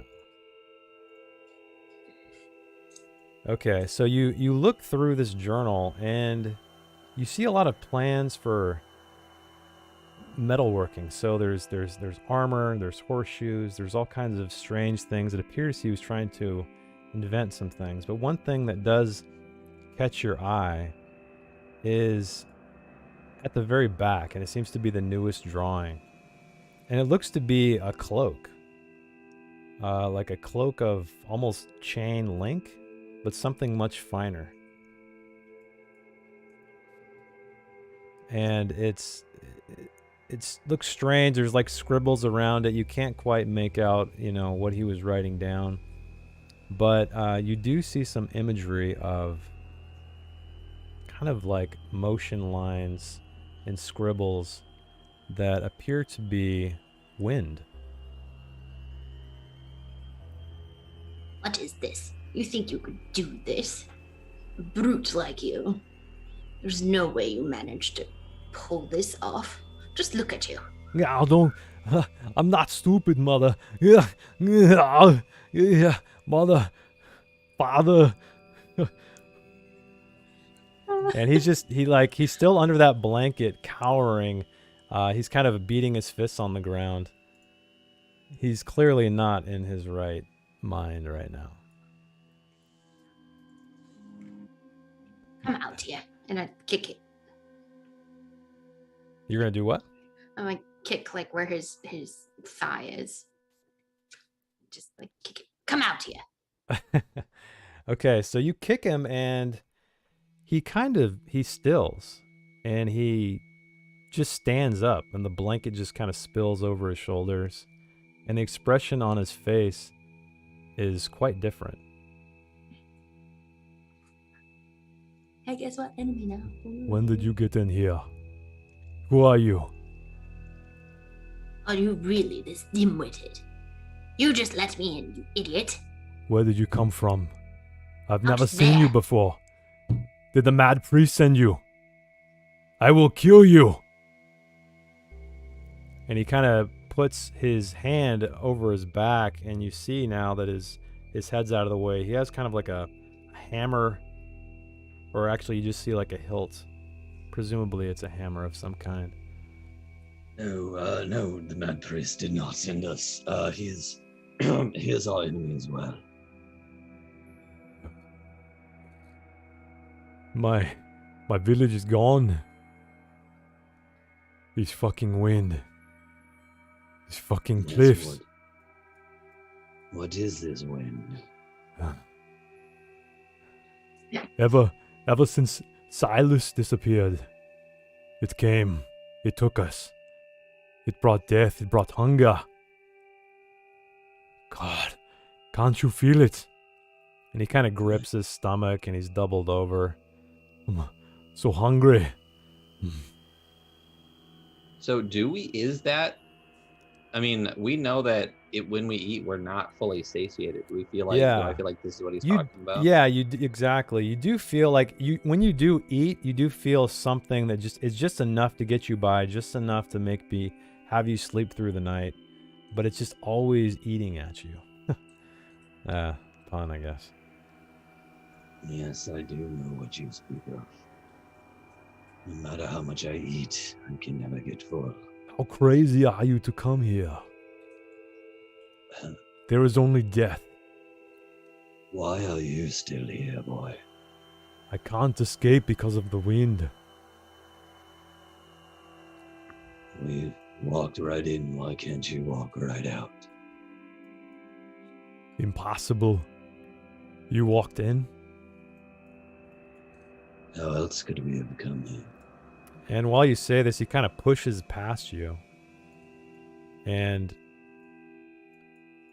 tentatively, he kind of looks out the door a little bit. Oh, is Nagel standing right there? Yeah, woman. Wraith, what are you? Are you with them? Oh, yeah. I mean, the. All right, Yes. he kind of looks out, and then he taps his foot almost as if he's just testing the ground outside, and he takes a step out, and then all of a sudden, when this happens, the wind briefly picks up.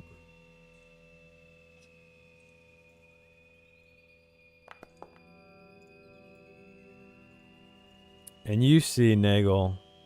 Are you inside? Where are you? I was like right Where at the are door, you? peeking in the door. All right. So as this happens, in the distance, past his shoulder, you see sort of a slight cyclone of this sand rise, and up is another one of those black skeletons. And it's kind of looking around, and he quickly ducks back inside and closes the door. Oh, me too. You too? Okay.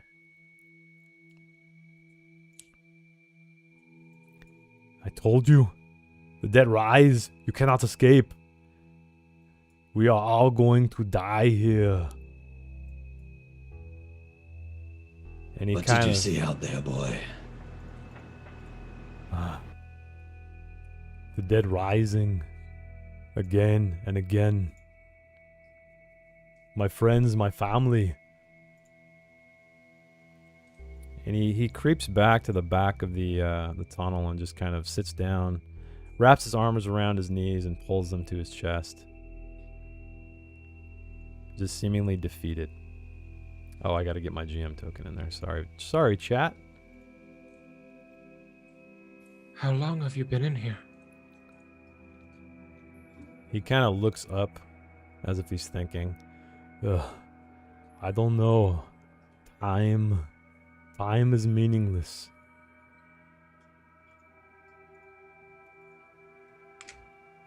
Have you tried to leave before? Yes. Wait. Now remember. And he jumps to his feet. And they took my house, drove me out. Fucking goblins.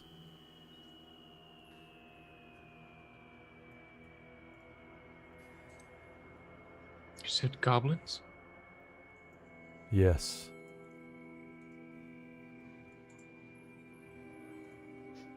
Did you kill them? You No. nincompoop.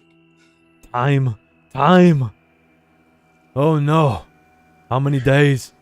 How many days has it been? I am cursed. So you guys do know that the goblin curse. So when someone is attacked by a goblin, regardless of if they hit or miss, they're cursed in a certain amount of days before they too become one. So you assume this is what he's talking about. I was so close. I made something to protect you from the wind. At least I think. Goblins ran me out of my house. Where my forge is.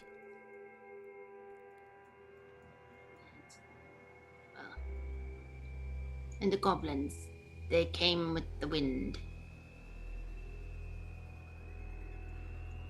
I don't know where they came from. They appeared you're- after the wind. You are useless to me. And she goes and waits at the door. He starts, after you say that, he starts crying into his knees. No. No. Useless. No.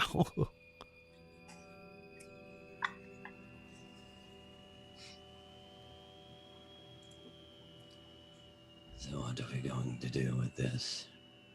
If he turns into a goblin, he is behind us. Are goblins particularly intelligent, or are they just beasts? No, so you've never seen one, but you know that they are, like I said, they're transformed humans. There's just like a curse that the origins of which nobody knows, and as these humans transform, the minds are. You've heard legends that the human minds are trapped within inside these shells. However, they don't have any agency, so they're just forced to attack and attack, almost like a virus, essentially, just trying to reproduce and spread and spread and spread.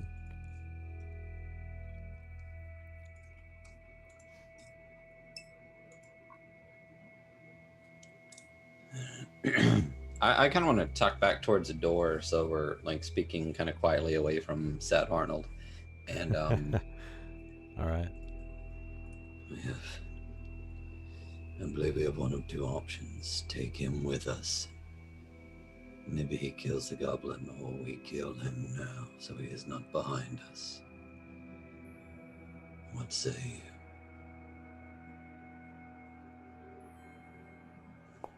It's the most idiotic idea I've had.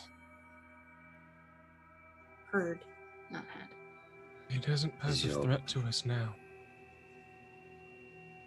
But So as you guys are standing here talking, you hear the howl of the wind again. But this time it's louder than you've ever heard it. It feels as if it's going to rip the door from its hinges. And Sad Arnold, he crawls further and further back in here until you can see the cliff walls just gouge into his shoulders to draw blood. No! It comes! It comes! And Nagel, you're standing there and this door is just rattling like crazy. Seems like it's gonna blow off its hinges at any moment. Kind of get out of the way. Okay.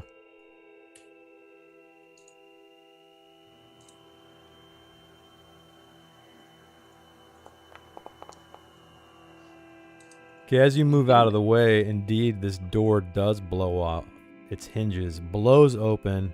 Some of the wind comes inside. However, it appears as if the angle at which you guys are is going to protect you somewhat. However, Harga and Abe, I need you to roll me agility checks as this iron door just flies toward you. Oh, dang, Harga moves. Oh, damn, look at that. Look at those rolls. You guys just completely jump out of the way effortlessly as this door flies forward and just ricochets off this wall. And again, Sad Arnold, he just kind of hunches farther and farther back. No! Ah! My home is taken. Ah!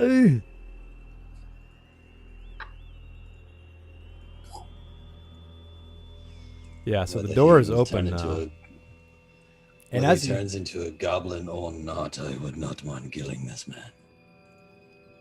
Agreed. so Did as he you get, say? oh, go ahead. No, go ahead. What's up? Did he say he knows how to protect us from the sand? Yeah, kind of. He said he like something along the line. It was like he almost had it. He thinks he did something, and Harga did find this journal. There were these cloaks, these kind of finely made chain cloaks that were at the very end of the journal, the newest drawing. And it seems as though this might be what he's referring to. Did we see or did she talk to us at all about these cloaks? Oh yeah, I was very verbally disgusted as I went through the journal. So I want to snatch the journal from wherever it is. Okay, you Like, grab it. flip to that page and kind of put it in his face and say, If this is what you mean, where is it, boy? North. My home is north.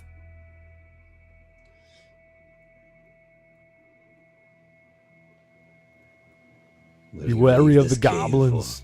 They wait there for you. Will you leave this cage, or will you continue to cower here? Cannot leave. Look. Oh And you my guys, God. you guys hear the wind roaring behind you. And as you turn, specifically Harga, because you're right there, you can see it just, it's almost as if a black curtain has fallen right out the exit. It's so dense, and it's just tearing through.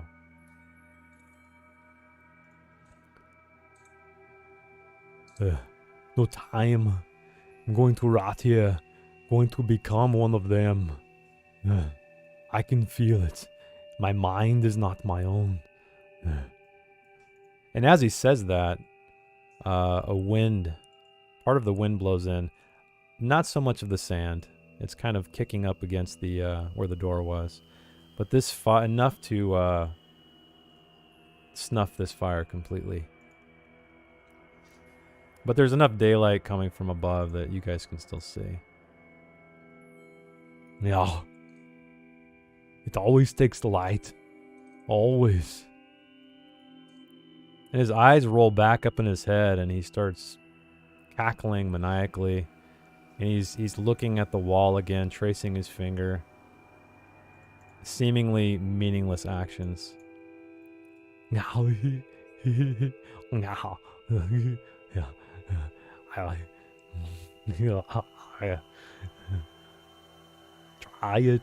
it.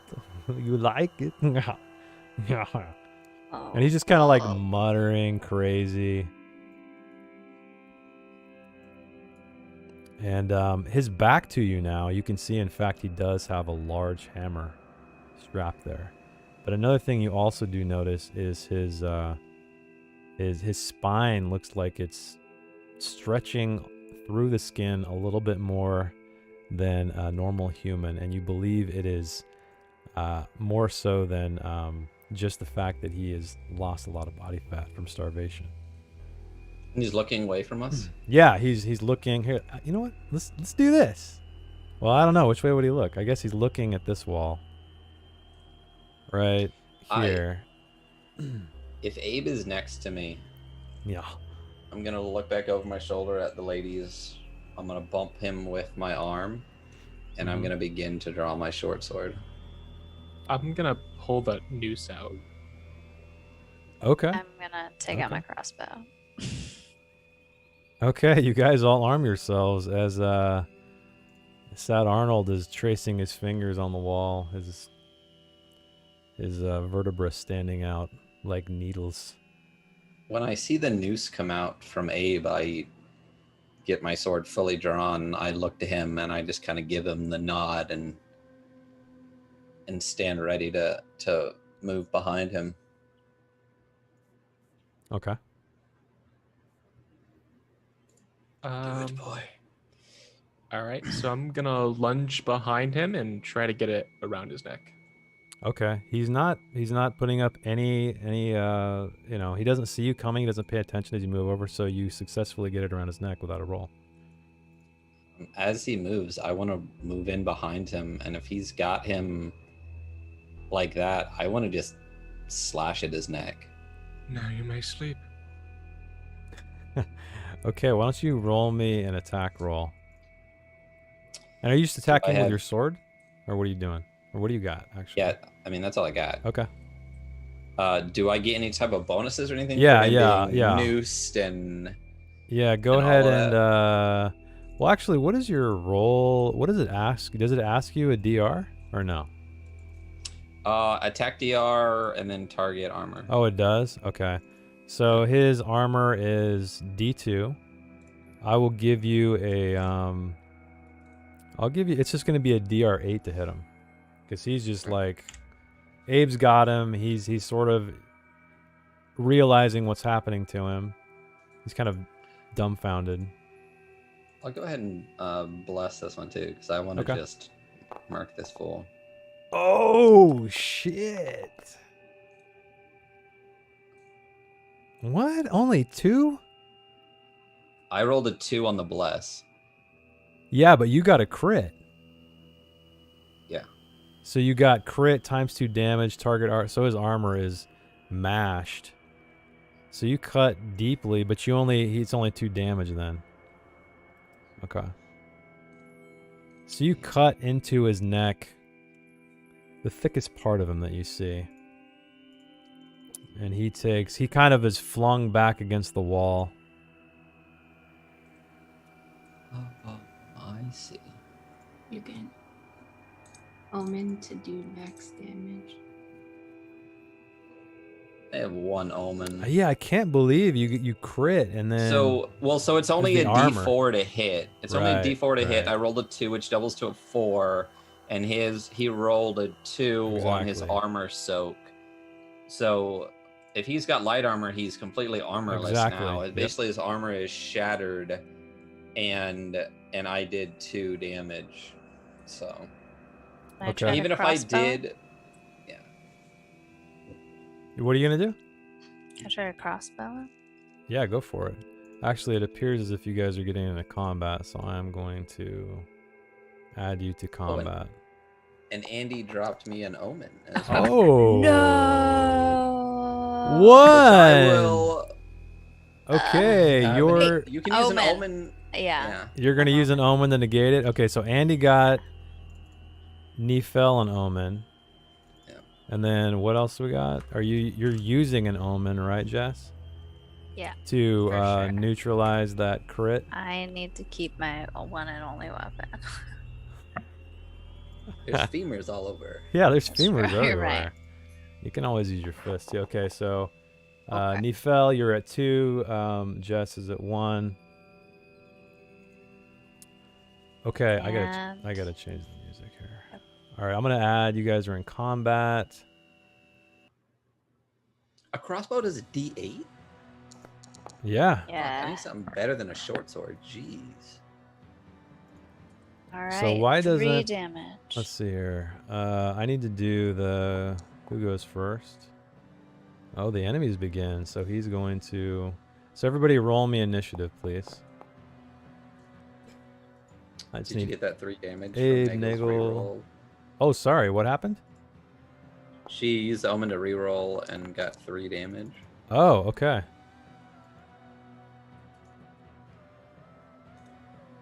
Ooh. All right, you actually You actually, the bolt lands almost in the same area where Nephil cut, and he's bleeding badly, and he kind of, he kind of slouches. No, I'll kill you. No. And all right, now we're gonna get into official combat here. And he actually turns to you. Actually, no, he tries to get out of his noose. So, what did I tell you that DR was? Abe, do you remember? 12? Okay, so he's struggling in this rope, unable to get it off his neck. And Abe, you are actually up. Wait. Yeah, Abe, you're up next. So I'm gonna have the noose in one hand around his neck, and I'm gonna try to jab my short sword into his back. Okay, so give me an attack roll, and I'll also give you a bonus. Of yeah, he's pretty fucked up. So let's just say a DR8. And he's got no armor. He's armor. Yeah, his heavy apron like just split away from his body from Nefel's cut. Oh shit. Okay, so you actually run him through, completely through your sword all the way to the hilt. And he just drops, and then he's such a, he's pretty heavy. He's a big guy, even though he's emaciated, and kind of pulls you to the ground as he crumples to the floor.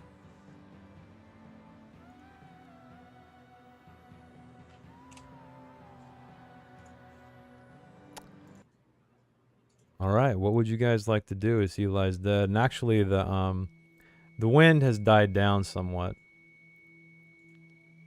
It's calm again. Does this hammer look one-handed or two-handed? It's like a sledgehammer. So probably two-handed.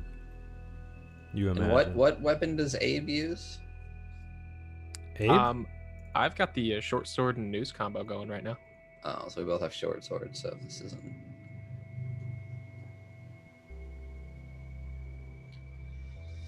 Seems unhelpful to us, but at least we don't have an enemy behind us. What do you? Zweihammer. Yeah, Iron Fella, you got it. We also, Zweihander is the official sword of the Adventure Archive, so... Oh, I didn't know that. 100% now. It was a joke, but after a million Zweihanders in Afterborth, I just... I love it. We also have meat if we need it.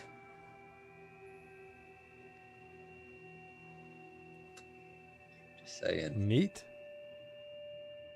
He's a beefy boy. Should we burn the body, just in case?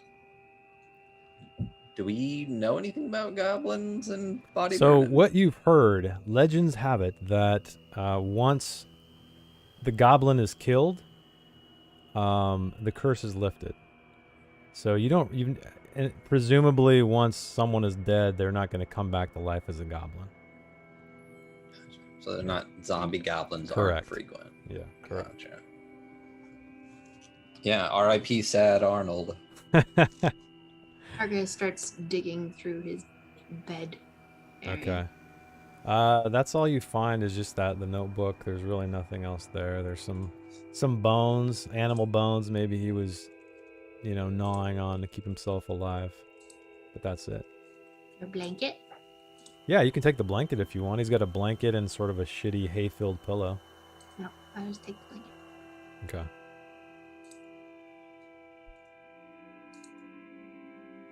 And then she starts making her way out. Okay. So you guys head out. The wind has died down. For now. Okay. Oh, wait, am I not out of combat? Oh. Did I never begin combat? There we go. Okay, he's dead. Let me make him dead. Sorry, I had you guys in combat. That was not damage you need to take. Okay, so you creep forward into the doorway. The dust is just kicking up around your ankles. And roll me. Why don't you roll me a presence check, Harga, while you stand at this doorway? Fail. Okay. Above the sifting sand, the hiss of the sand, you hear what sounds like footsteps crunching in it. Not right outside the door, but somewhere nearby. You can't quite pinpoint exactly where. Keep an eye out as much as you can. Hear footsteps. Just keep an eye out. Okay. And she'll kind of like go into the middle and just look around. Okay, so you look around and you do see, in fact, from where you're standing, I believe you can see it in your... and I don't know why these walls aren't working. God damn it. Let's try this.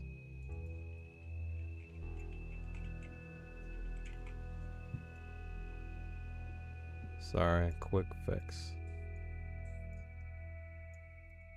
Did that work? Yes, okay. There we go, not that it really matters.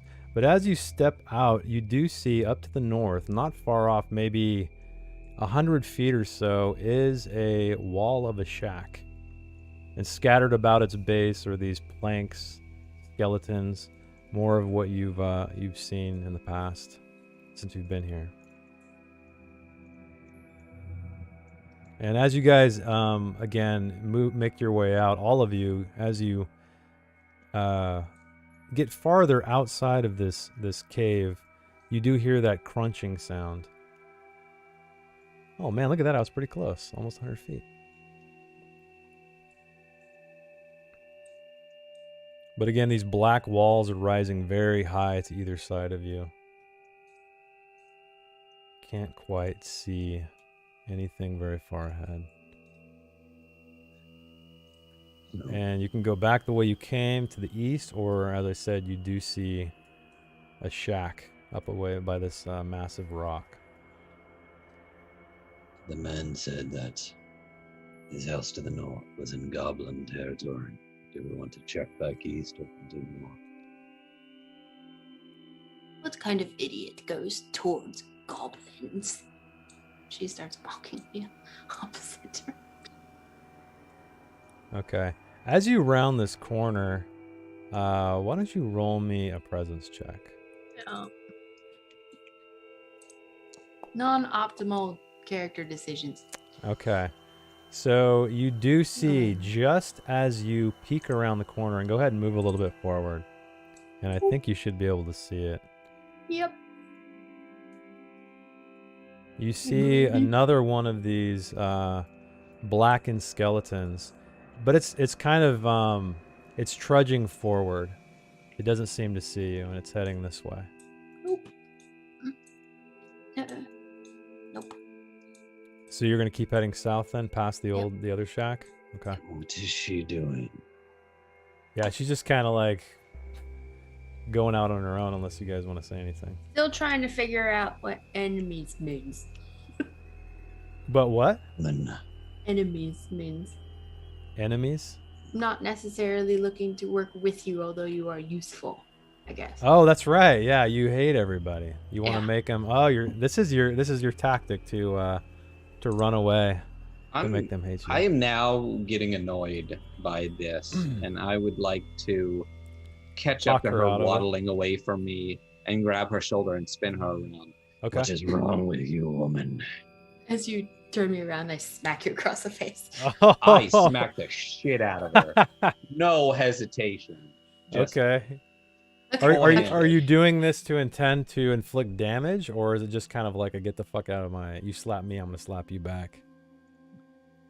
I do this, and like whatever someone does to me, I do it 10 times harder. Okay.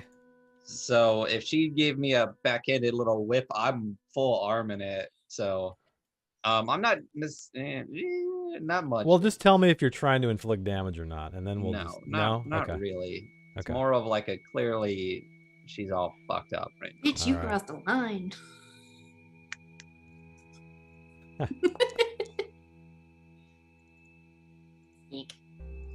Okay, as you guys are you guys just talking? Are you screaming at her, or what are you guys doing right now? Well, I mean, I want to know.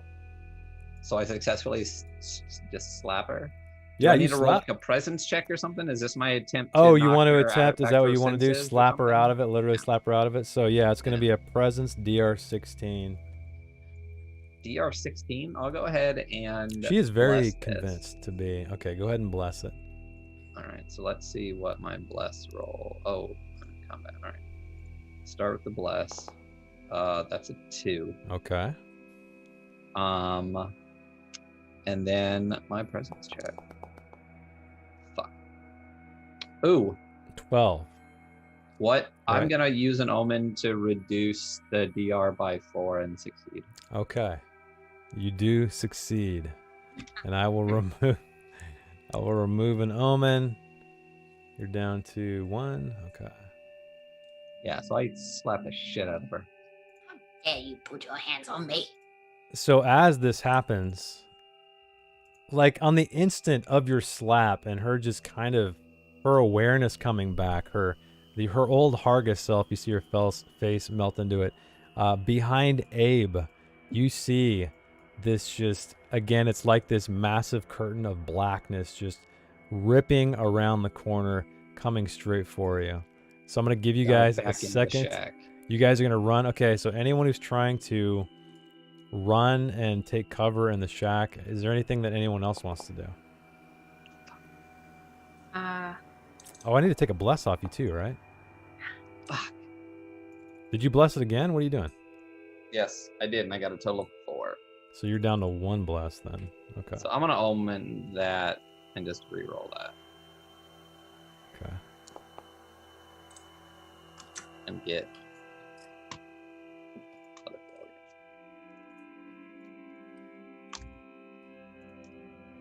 Okay, where are we now? Nifel, you I got an 11. You got an 11. Okay, unfortunately, yeah, you trip and fall. That is not quite enough. What else is everybody else doing? Try to hold up my shield and shuffle towards the safety again. But Okay. I don't do it very well. Okay, why don't you give me oh, you rolled and you got a 9. Okay, That's so so again, great. you stumble, like just caught with this horrific sight. Abe, are you doing anything? And Nagel? I am going to attempt to jump out of the way into the shack. Okay, Abe, actually, you make it. Nagel, again, trips on Harga as she's falling over, diving. So I need Harga, Nagel, and Nifel to give me a toughness check. And this is And I going get to one of be my- a DR16, by the way. Oh, I get one of my omens back from Iron so much. Oh, cool. I'm gonna bless it. So Nagel's using her final bless. You should have 1 omen right now, right? Yeah. I'm also gonna bless another goddamn one. So that's my last bless. Oh, wait. So 12, Harga got but it's 18. 16. You got a 12. What is Oh, Nifel. Okay. 5. I got a -2. I'm not even gonna bother omening that. Okay, Can so I use my omen to lower the DR? yeah, you can. You can lower it by 4, right? Or is it a D4? I can't remember. Just 4. If we've used a bless, can we use an omen to lower? You DR? can't use a bless after you use an omen. So But you can't use can you use an omen after a bless? yeah, I mean you could use it to like re-roll something or try to take it down, yeah. What I mean is like if you use something to lower it and then try to bless it on top of it. Or if Like one like or you the do a other straight re-roll, that roll is just the roll. Yeah, exactly. Okay. Well, I Yeah, got you 12. can't like bless a re-roll exactly. Gotcha. All right, so what do we get? Okay, so you got 12. Abe, you made it inside. Nifel, you only rolled a 5. Okay, so now Nifel, as this black storm, this black sand bursts into you as you trip and fall. I need you to roll me a d12. Fantastic. And don't forget, I got an omen Oh, okay. back, and L2 got one for Ducky as well. Okay, so Ducky is at... You used an omen though, right, Ducky? I did. So you're at 1 still. I didn't subtract yours yet. And then Ryan, you're at 1. Okay, I think I'm going to change the overlay. Let me know if I got it right, because hopefully that's correct. All right. So did you roll the d12? You did, and you got a 9. Okay, as you hit the ground, the wind is knocked from your chest, and your mouth gapes open wide, and you take just a complete lungful of this black salt, and your gut begins to bloat and distend. Everything tastes of salt. You almost feel like you want to vomit. So, the way this is going to work is you will lose D4 hit points per day for D4 days. So why don't you roll me a D4?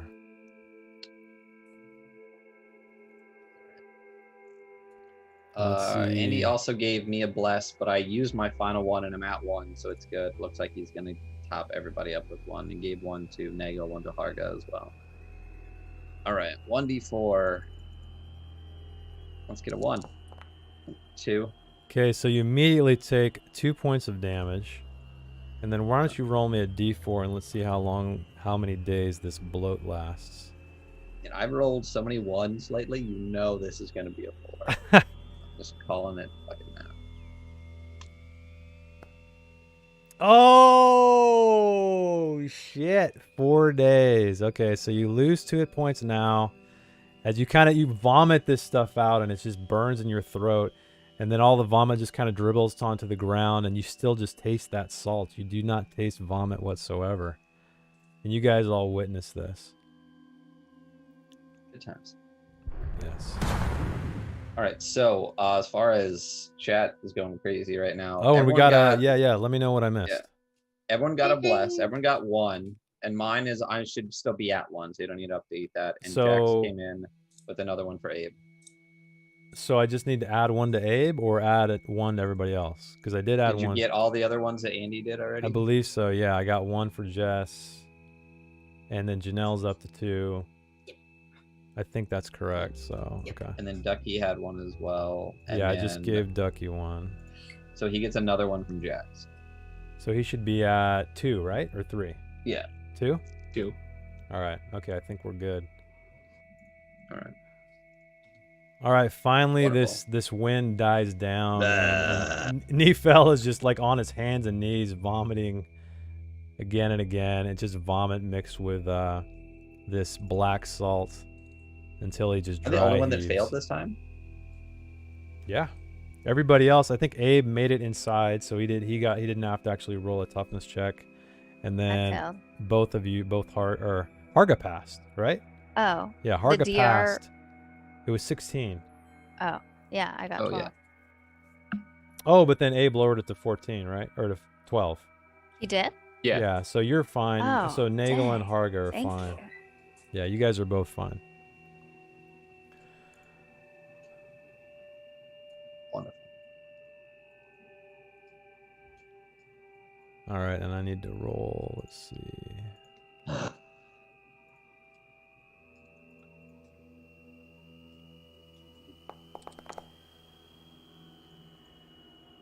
Okay. All right, as Nephel is catching his breath, you guys are standing around the shack. The wind is dying down. I think it's time to call it a night, everybody. So we're going to end part 3 there. The descent into the gorge, facing the black salt wind. So thanks everybody so much for joining us. Thanks for all the blesses and the omens. They really need it, clearly. So tune in next week when they explore further or are taken by this black salt wind. We shall see. Shout out to McGlintlock, who supplied the Mork Borg Foundry system. Thank you so much for that. Also, check him out on glumdark.com for some awesome roll tables for any role-playing game. And Heimat der Katastrophe for allowing us to use the soundtrack written by Noel. So thank you for that.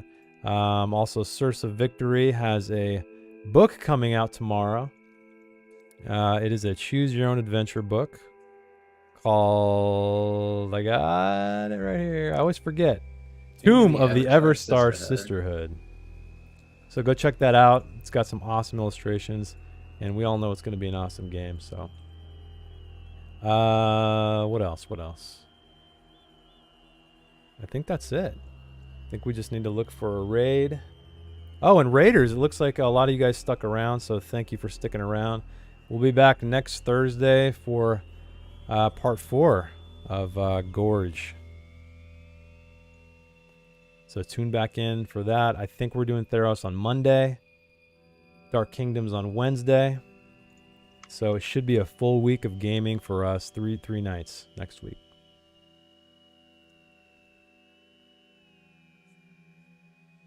Yeah, giveaway. Giveaway on Monday? Yeah, the Sursa, right? Oh yeah, we're gonna give away a book of the Tomb of the Everstar Sisterhood on Monday.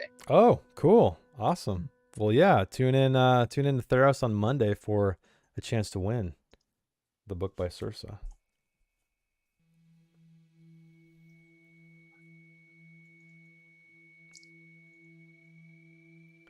What else do we got? Nothing else. No announcements. Tomb of Mercy coming up, and that's about it. Yep. And that's about it. So let's go ahead and just raid Dork Tales. We've raided them before.